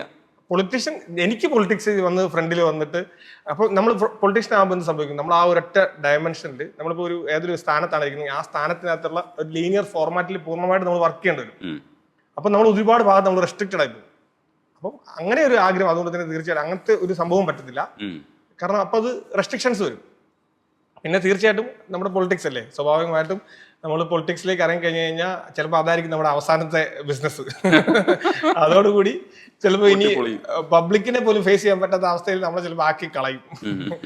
അതാണല്ലോ ഇപ്പൊ സംഭവിച്ചിട്ടിരിക്കുന്നത്. അപ്പൊ അത് അങ്ങനത്തെ നമുക്ക് അത്ര ഒരു തലത്തിലേക്ക് ചിന്തിക്കാതെ ഇതെല്ലാം കൂടെ കോർഡിനേറ്റ് ചെയ്തുകൊണ്ട്, കാരണം എനിക്ക് തോന്നുന്നു അങ്ങനെ ഒരു രീതിയിൽ നമ്മൾ പോകേണ്ട പോലും കാര്യമില്ല. അല്ലാതെ തന്നെ നമുക്ക് മാറ്റങ്ങൾ കൊണ്ടുവരാൻ പറ്റും. നമ്മൾ ഇപ്പൊ ഞാൻ ചോദിക്കട്ടെ, ആപ്പിള് ഇപ്പൊ ഗൂഗിൾ ജെമിനി കൊണ്ടുവന്നു. ജെമിനി നമ്മുടെ നിത്യജീവിതത്തിൽ, ചാറ്റ് GPT നമ്മുടെ നിത്യജീവിതത്തെ, മനുഷ്യന്റെ ജീവിതത്തെ എളുപ്പമാക്കിയിട്ടുണ്ടോ ഇല്ലോ? എളുപ്പമാക്കി, ഈസി അല്ലേ? യെസ്. അപ്പം തീർച്ചയായിട്ടും അത്ര മതി, നമ്മൾ സൊല്യൂഷൻ ഉണ്ടാക്കിയാൽ മതി. നമ്മളത് പൊളിറ്റിക്കിലൂടെ ഉണ്ടാക്കണമെന്നോ അല്ലെങ്കിൽ റിലീജിയനിലൂടെ ഉണ്ടാക്കണമെന്നോ ഒന്നും നിർബന്ധമില്ല. നമ്മൾ ആക്ച്വലി സൊല്യൂഷൻ ഉണ്ടാകണം, അത്രേ ഉള്ളൂ. അതെങ്ങനെ ഉണ്ടാകുന്നു അത് സംഭവിക്കുന്നു. ഓടുന്ന കാര്യം പറയുമ്പോഴാണ് ഒരു സംഭവം ആഡ് ചെയ്യാനുള്ളത് വെച്ചാൽ, ഞാൻ ഓടുന്നയാളാ. ഓടുന്ന പറഞ്ഞാൽ നമ്മുടെ നോർത്താംപ്ടണിൽ നമുക്ക് 3 ട്രെയിനിങ് സെന്റേഴ്സ് ഉണ്ട്. അപ്പൊ അതിൽ ഒരു ട്രെയിനിങ് സെന്ററിൽ നിന്ന് അടുത്ത ട്രെയിനിങ് സെന്ററിലേക്ക് എന്തെങ്കിലും കാര്യത്തിന് പോവുകയാണെങ്കിൽ ഞാൻ ഓടുകയുള്ളൂ. അതിവിടെ നാട്ടിലാണെങ്കിൽ പോലും ഞാൻ വഴി കൂടെ നടക്കുന്നത് വളരെ കുറവാണ്. വഴി കൂടെ ഓടുന്നയാളാണ് ഞാൻ. അതുകൊണ്ട് തന്നെ നമ്മളെ കണ്ടു ആൾക്കാർ നോട്ട് ചെയ്യും, ഇവനെന്താ കാരണം വഴി കൂടെ ഓടുന്ന ആൾക്കാർ നമുക്ക് വളരെ കുറച്ചേ കാണാൻ പറ്റുള്ളൂ. അപ്പം അത്രയും ഓടും. അത് എനിക്ക് നടക്കുക എന്ന് പറയുന്നത് എന്നെ സംബന്ധിച്ചിടത്തോളം ഭയങ്കര ഒരു ഇംപേഷ്യൻസാ. കാരണം എത്രയും പെട്ടെന്ന് ഓടി അടുത്ത സ്ഥലത്തെത്തുക, വന്ന കാര്യം നടക്കുക, അടുത്ത കാര്യം ചെയ്യുക എന്നുള്ളതാണ്. അപ്പോൾ എല്ലാം ഓടിപ്പോകുന്നു ബേസിക്കലി. ഈ ടെക്നോളജി ഉപയോഗിച്ച് നമുക്ക് ഇതേപോലെ ഒരു 10-100 ഇവിടെ ഉണ്ടാക്കാൻ എന്താ വഴി എന്നുള്ള അടുത്ത് ആലോചിക്കണം. അല്ല, അതും ചിന്തിക്കുന്നുണ്ട്. ഞാനത് ഈ അടുത്ത് നമ്മുടെ തന്നെ ടെക്നോളജി നമ്മളെ സപ്പോർട്ട് ചെയ്യുന്ന ദുബായിലെ നമ്മുടെ ഓഫീസിൽ നമ്മളോട് വർക്ക് ചെയ്യുന്ന സച്ചിനോട് ഞാനിവിടെ പറഞ്ഞു, സച്ചി ഇത് എല്ലാം സങ്കടം എന്താണെന്ന് വെച്ച് കഴിഞ്ഞാൽ നമ്മൾ ഇതൊക്കെ ചെയ്തു വെച്ചാലും നമ്മളൊരു ദിവസം മരിച്ചു പോയില്ലോ എന്നുള്ളതാണ് നമ്മുടെ ഒരു സങ്കടം.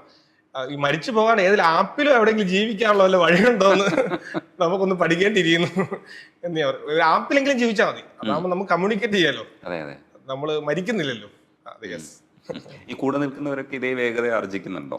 കുറച്ചാളുകൾ അത് മനസ്സിലാക്കി ഇത് തിരിച്ചറിഞ്ഞവർക്ക് ആ ഒരു സ്പീഡിൽ അവർ വർക്ക് ചെയ്യാൻ ശ്രമിക്കുന്നുണ്ട്. ഏറ്റവും അടുത്തുള്ള ആൾക്കാർ ഭയങ്കര സ്പീഡാണ്. എൻ്റെ കൂടുതലുള്ള ആൾക്കാർ, ഏറ്റവും അടുത്തുള്ള ആൾക്കാർ എന്ന് പറയുന്നത് ഞാൻ പറയില്ല, ഇപ്പൊ റിയ ആളിലും ഹെർമൻ ആളിലും സഹാൻഡ്രി ആളിലും ഇവരെല്ലാവരും ഇവരെല്ലാം ജീവിതത്തിന്റെ ഒരു രീതി പോകുന്നത് ഇപ്പൊ ഏകദേശം ഈ ഒരു തലത്തിൽ തന്നെയാണ് ഇവരെല്ലാം പോകുന്നത്. എല്ലാവരും അതുപോലെ ഈക്വലി മോട്ടിവേറ്റഡ് ആയിട്ട് തന്നെ ആണ് എല്ലാ കാര്യങ്ങളെയും സമീപിക്കുകയും വർക്ക് ചെയ്യും. അതുകൊണ്ടാണ് നമുക്ക് ഒറ്റയ്ക്ക് ഒരിക്കലും ഒരു സ്വപ്നം കാണാനും മാത്രമേ പറ്റുള്ളൂ. ഒറ്റയ്ക്ക് നമ്മൾ കാണുന്ന സ്വപ്നം എന്ന് പറയുന്നത് എനിക്ക് ഒന്ന് ഉറങ്ങിക്കിടക്കുമ്പോൾ കാണുന്ന സ്വപ്നം പോലെ തന്നെയാണ്. കാരണം അതവിടെ സംഭവിക്കണമെന്നില്ല, സ്വപ്നമായിട്ട് തന്നെ അത് ചിലപ്പോൾ അത് ബാക്കി നിൽക്കും. പക്ഷെ നമ്മൾ കുറച്ച് ആളുകളുമായിട്ട് നമ്മൾ കാണുന്ന സ്വപ്നം അത് ഉറക്കത്തിൽ ഒരിക്കലും കുറച്ച് ആളുകളുമായിട്ട് ചേർന്ന് കാണാൻ പറ്റത്തില്ല. കുറച്ച് ആളുകളുമായിട്ട് നമ്മൾ സ്വപ്നം കണ്ടു കഴിഞ്ഞു കഴിഞ്ഞാൽ അത് നടക്കാനാണ് കൂടുതൽ സാധ്യത എന്നാണ് ഞാൻ വിശ്വസിക്കുന്ന ഒരു സംഭവം. ഈ വിദ്യാഭ്യാസത്തെ കുറിച്ച് സംസാരിക്കുന്ന സമയത്ത് നമ്മളിങ്ങനെ കണ്ടിന്യൂസ് ആയിട്ട് പഠിച്ചുകൊണ്ടിരിക്കുന്ന ഒരു പരിപാടി വെറുത്തതാണ് എന്ന് നമുക്കും തോന്നിയിട്ടുണ്ട് പലപ്പോഴും. അപ്പോഴാണ് ഈ ഗ്രേറ്റ് ബ്രേക്ക് ജോബ് എന്ന് പറയുന്ന പരിപാടി, എനിക്കത് കേട്ടപ്പോൾ തന്നെ ആശയം നല്ലതാണെന്ന് തോന്നി. ശരിക്കും അതിനെ വിശദമായി പറയും. എൻ്റെ അടുത്ത് പറഞ്ഞ അതേ സ്പോണ്ടേനിറ്റിയിൽ പറയും. അതെ അതെ അതെ അതെ അത് തിരിച്ചറിയുന്ന എവിടെയാണെന്ന് വെച്ച് കഴിഞ്ഞാൽ, നമ്മൾ വർക്ക് ചെയ്യാൻ വേണ്ടി കൂടെ കൊളീഗ്സിനെ നമ്മൾ കൂടെ കൂട്ടുന്ന സമയത്ത് നമ്മൾ നോക്കുമ്പോൾ പലരുടെയും പ്രശ്നം എന്താണെന്ന് വെച്ച് കഴിഞ്ഞാൽ, അവര് പഠിച്ചതൊന്ന് ജോലിക്ക് ഇപ്പൊ ഇന്ന് ചെയ്യാൻ പോകുന്നത് മറ്റൊന്ന്. അതായത് +2 വരെ നമ്മൾ സ്ട്രിക്റ്റ് ആയിട്ട് ഭയങ്കര ഈ പറയുന്ന പ്രഷേർഡ് അറ്റ്മോസ്ഫിയറിൽ നമ്മൾ പഠിച്ചിട്ട് പെട്ടെന്ന് ഒരു ഡിഗ്രി ചൂസ് ചെയ്യാൻ പറയാം, 2 മാസത്തിനുള്ളിൽ സീറ്റുകളൊക്കെ തീരാൻ പോകുന്നു, നിങ്ങൾ എന്തെങ്കിലുമൊക്കെ ചൂസ് ചെയ്യും എന്ന് പറയുമ്പോൾ എങ്ങനെ ഒരാൾക്ക് ചൂസ് ചെയ്യാൻ പറ്റും? അത് സ്വാഭാവികമായിട്ട് ചൂസ് ചെയ്യാൻ ഭയങ്കര ബുദ്ധിമുട്ടായി. കറക്റ്റായിട്ട് ഡിസിഷൻ എടുക്കാൻ ഒരാൾക്കും പറ്റില്ല. കാരണം എന്താണ് ജീവിതത്തിൽ ഉള്ളതെന്ന് അവർ തിരിച്ചറിഞ്ഞിട്ട് പോലും ഇല്ല. കാരണം ട്യൂഷൻ, വീട്, ഇത്രേ ഉള്ളൂ. ഇതിനപ്പുറത്തോട്ട് ലോകത്ത് എന്താണ് നടക്കുന്നതെന്നോ അല്ലെങ്കിൽ എത്രമാത്രം കഷ്ടപ്പെടേണ്ട വരുന്നോ ഒന്നും അറിയത്തില്ല. എന്തിനാ ഡിഗ്രിക്ക് പോകുന്നതെന്ന് വെച്ച് കഴിഞ്ഞാൽ കോളേജ് ലൈഫ് എൻജോയ് ചെയ്യാൻ വേണ്ടിയിട്ടാണ്. ഡിഗ്രിക്ക് പോകണ്ടെന്ന് ഒരാളോട് പറഞ്ഞു കഴിഞ്ഞാൽ അവർ പറഞ്ഞ് ഇപ്പൊ കോളേജ് ലൈഫ് മിസ്സായല്ലേ എന്നുള്ളതാണ് ചോദ്യം. അപ്പം ഡിഗ്രി എന്ന് പറയുന്നത് ശരിക്കും നമുക്ക് ആ കോളേജ് ലൈഫ് എൻജോയ് ചെയ്യാനാണ് എന്നുള്ളതല്ലാതെ അതിന് മറ്റൊരു പർപ്പസ് ഉണ്ടാകുന്നതിന് മുന്നേ തന്നെ നമ്മൾ ഇത് തിരഞ്ഞെടുക്കുകയാണ്. അപ്പൊ അതുകൊണ്ട് ഗ്രേറ്റ് ബ്രേക്ക് എന്ന് പറഞ്ഞ ഒരു കോൺസെപ്റ്റ് നമ്മൾ ഇംപ്ലിമെന്റ് ചെയ്യുന്നു. അപ്പൊ അതെന്ന് പറയുന്നത് നമ്മളെ സംബന്ധിച്ചിടത്തോളം സ്വാഭാവികമായിട്ട് റിസ്ക് ഉള്ള ഒരു സംഭവമാണ്, ഫിനാൻഷ്യലി റിസ്ക് ഉള്ള ഒരു സംഭവമാണ്. അതുകൊണ്ട് ഇത്രയും കാലം നമ്മൾ വെയിറ്റ് ചെയ്തു ഈ ഒരു സംഭവം, ആ റിസ്ക് എടുക്കാൻ വേണ്ടി തയ്യാറാകാൻ വേണ്ടിയിട്ട്. അപ്പൊ അതൊരിക്കലും ഒരു റിട്ടേൺ പ്രതീക്ഷിച്ചോ ഒന്നും ചെയ്യുന്ന ഒരു സംഭവമല്ല. നമ്മളിവിടെ ചെയ്യുന്നത് +2 കഴിഞ്ഞ ആൾക്കാരെ നമ്മൾ പ്രൊമോട്ട് ചെയ്യുവാണ് 1 വർഷം നിർബന്ധിതമായിട്ട് ബ്രേക്ക് എടുക്കാൻ. ഈ നിർബന്ധിതമായിട്ട് ബ്രേക്ക് എടുക്കുമ്പോൾ അവർക്കുണ്ടാകുന്ന ഒരു സ്വാഭാവികമായിട്ടുള്ള പ്രശ്നം എന്ന് പറയുന്നത് വീട്ടുകാരെ കൺവിൻസ് ചെയ്യാന്നുള്ളതാണ്. അത് നമ്മൾ ചെയ്യുന്നത് എന്താണെന്ന് വെച്ച് കഴിഞ്ഞാൽ, അവർ ബ്രേക്ക് എടുക്കുമല്ല, നിങ്ങൾക്ക് ജോലി തരാം, നിങ്ങളുടെ പ്രൊഫൈലിൽ സ്യൂട്ട് ആയിട്ടുള്ള ജോലി 1 വർഷത്തേക്ക് ഞങ്ങൾ തരും. എസൈഡ് നമ്മൾ അവർക്ക് കരിയർ ഗൈഡൻസും അവരുടെ അഭിരുചി എന്താണെന്ന് മനസ്സിലാക്കുകയും പിന്നെ നമ്മൾ കുറെ ചെറിയ ചെറിയ സംഭവങ്ങളൊക്കെ ഉണ്ട്. അതായത് നമ്മൾ കൊടുക്കുന്ന പൈസ അവർ മാനേജ് ചെയ്യാൻ വേണ്ടിയിട്ടുള്ള ടൂളുകളൊക്കെ ഉണ്ട്. അപ്പൊ ഇതൊക്കെ ഇവർ മാനേജ് ചെയ്ത് കാണിക്കണം. ഈ പൈസ അനാവശ്യമായിട്ട് ചിലവാക്കാതെ ഇവര് ആ പൈസ സേവ് ചെയ്ത് ജീവിക്കുന്നതും ഒക്കെ ഈ ഒരു ടൈമിനുള്ളിൽ നമ്മൾ അവർക്ക് എക്സ്പോഷർ കൊടുക്കുകയും, ഈ പരിപാടി കഴിയുന്നതോടുകൂടി ഇവർക്ക് മനസ്സിലാവും കഷ്ടപ്പെട്ട് പഠിച്ചില്ല എന്നുണ്ടെങ്കിൽ ജീവിതത്തിൽ രക്ഷപ്പെടത്തില്ല എന്നുള്ളൊരു തിരിച്ചറിവ് ഇവർക്കുണ്ടാവും. ഇതാണ് നമ്മുടെ മെയിൻ ഈ ഒരു എയിം, ഈ ഒരു തോട്ട് ആൾക്കാർക്ക് കൊടുക്കുക എന്നുള്ളത് ഭയങ്കര ഇമ്പോർട്ടൻ്റ് ആയിട്ടുള്ള ഒരു കാര്യമാണ്. അപ്പൊ ഇതിന് നമ്മൾ ഈ പ്രോഗ്രാം കൊണ്ടിരുന്നു. ഇവിടെ നമ്മൾ ഇവർക്കൊരു സ്റ്റൈഫൻഡ് ഉണ്ട്. 10,000 നമ്മൾ കഴിഞ്ഞ വർഷത്തെ പാക്കേജ് ആണെന്നുണ്ടെങ്കിൽ 10,000 റുപ്പീസ് സ്റ്റൈഫൻഡ് നമ്മൾ ഓഫർ ചെയ്യുന്നുണ്ട്. പ്ലസ് 1 വർഷത്തെ കോഴ്സ് കംപ്ലീറ്റ് ചെയ്യുന്ന ആൾക്ക് 1,20,000 രൂപയുടെ റിവാർഡ് നമ്മൾ അനൗൺസ് ചെയ്തിട്ടുണ്ടായിരുന്നു. അത് ഞാൻ കണ്ട ഡ്രീം എന്ന് പറയുന്ന ഇതായിരുന്നു. ഡിഗ്രിക്ക് ജോയിൻ ചെയ്യുന്ന വ്യക്തി 1 വർഷത്തെ എക്സ്പീരിയൻസും ബാങ്കിൽ ഒരു 1,20,000 രൂപയുമായിട്ട് ക്യാമ്പസിലേക്ക് നടന്നു പോകുന്ന ദൃശ്യം, അത് എന്നെ സംബന്ധിച്ചിടത്തോളം ഭയങ്കര ഗൂസ് ബം ഉണ്ടാക്കുന്നതായിരുന്നു. കാരണം ഞാൻ ചിന്തിച്ച്, ഞാൻ ഡിഗ്രിക്ക് ചെല്ലുമ്പോൾ അന്ന് എൻ്റെ അക്കൗണ്ടിൽ 1,20,000 രൂപ അക്കൗണ്ടിൽ ഉണ്ടായിരുന്നെങ്കിൽ, എനിക്ക് 1 വർഷത്തെ എക്സ്പീരിയൻസ് ഉണ്ടായിരുന്നെങ്കിൽ, ഞാൻ അവിടെ ചെല്ലുമ്പോൾ തന്നെ എനിക്കൊരു ഓറ കാണും. അപ്പൊ തന്നെ ഞാൻ ആ കോളേജിലെ എനിക്ക് നല്ല രീതിയിൽ പെർഫോം ചെയ്യാനുള്ള ഒരു സാഹചര്യങ്ങൾ സുഹൃത്തുക്കളുടെ ഭാഗത്തുനിന്നും അധ്യാപകരുടെ ഭാഗത്തുനിന്നും ഒക്കെ ഒരുക്കി കിട്ടും സ്വാഭാവികമായിട്ടും. ഇതുവഴി ഈ 4 കൊല്ലം അല്ലെങ്കിൽ 3 കൊല്ലത്തെ ഡിഗ്രി കംപ്ലീറ്റ് ചെയ്യുന്ന വ്യക്തി അവിടുന്ന് പുറത്തിറങ്ങുന്നത് അവിടുത്തെ ഏറ്റവും ബെസ്റ്റ് സ്റ്റുഡന്റുള്ള അവാർഡ് മേടിച്ചുകൊണ്ട് തന്നെ ആകാനുള്ള സാധ്യത ഞാൻ കാണുന്നുണ്ട്. അങ്ങനെ കാണുക വഴി കുറച്ചു കാലം കഴിഞ്ഞ്, ഞാൻ നേരത്തെ പറഞ്ഞ പോലെ നമ്മൾ പ്രായമായിരിക്കുമ്പോൾ നമുക്ക് കാണാൻ സാധിക്കണം, ഈ ഗ്രേറ്റ് ബ്രേക്ക് ജോബിലൂടെ പോയ ആളുകളാണ് ഇന്ന് നമ്മുടെ നാട്ടിലെ പല മികച്ച പൊസിഷനുകളും കൺട്രോൾ ചെയ്യുന്നതും ഇരിക്കുന്നതും വർക്ക് ചെയ്യുന്നതും ഒക്കെ നമ്മൾ ഈ മോട്ടിവേറ്റ് ചെയ്ത് വിട്ട ചെറുപ്പക്കാരാകണം എന്നുള്ള വിഷനാണ് ഈ ഗ്രേറ്റ് ബ്രേക്ക് ജോബ്സിനുള്ളത്. അപ്പോൾ ചുരുക്കി പറഞ്ഞാൽ പ്ലസ് ടു കഴിഞ്ഞ ആൾക്കാരെ ഒരു വർഷം ബ്രേക്ക് എടുക്കാൻ വേണ്ടിയിട്ട് നമ്മൾ പ്രൊമോട്ട് ചെയ്യുന്നു, അതിന് സപ്പോർട്ട് ചെയ്യുന്നു. ഓക്കെ. ഈ ഒരു പ്രിപ്പറേഷൻ ഇല്ലാതെ ഒരു ഇൻ്റർവ്യൂ എങ്ങനെയാണ് എടുക്കേണ്ടത് എന്ന് ചോദിച്ചു കഴിഞ്ഞാൽ മുമ്പിലിരിക്കുന്ന ആൾ നന്നായി പ്രിപ്പയർ ചെയ്ത് വന്നാൽ മതി എന്നാണ് എൻ്റെ അഭിപ്രായം. അതെ, മുമ്പിലിരിക്കുന്ന ആൾ പ്രിപ്പയർ ചെയ്തുകൊണ്ട് ഞാൻ ഇന്നൊരു പ്രിപ്പറേഷൻ നടത്തിയിട്ടില്ല, പക്ഷെ കറക്റ്റായിരുന്നു. നിങ്ങളെല്ലാം വർത്താനം പറഞ്ഞു, ഞാനതൊക്കെ ഇങ്ങനെ ആ വഴികളിലൂടെയൊക്കെ ഇങ്ങനെ യാത്ര ചെയ്യുന്നുണ്ട്. ഇതിലെവിടെയാണ് എന്നെ പോയിന്റ് ചെയ്യേണ്ടതെന്നാണ് ഞാൻ ആലോചിച്ചുകൊണ്ടിരുന്നത്. ഒരുപക്ഷെ ഇത് കാണുന്നവർക്കൊക്കെ അവരവരെ എവിടെയാണ് പ്ലേസ് ചെയ്യേണ്ടതെന്ന് ചിന്തിച്ചാൽ തന്നെ അവരവരുടെ പ്രശ്നങ്ങൾ മാറിക്കിട്ടുമെന്നാണ് ഞാൻ മനസ്സിലാക്കുന്നത്. നിങ്ങൾ നടത്തിയത് ഒരു മോട്ടിവേഷൻ സ്പീച്ച് ആയിട്ടാണ് എനിക്ക് ഫീൽ ചെയ്തിരിക്കുന്നത് കേട്ടോ. അടിപൊളി. എല്ലാ സ്വപ്നങ്ങളും നടക്കട്ടെ. Thank you very much.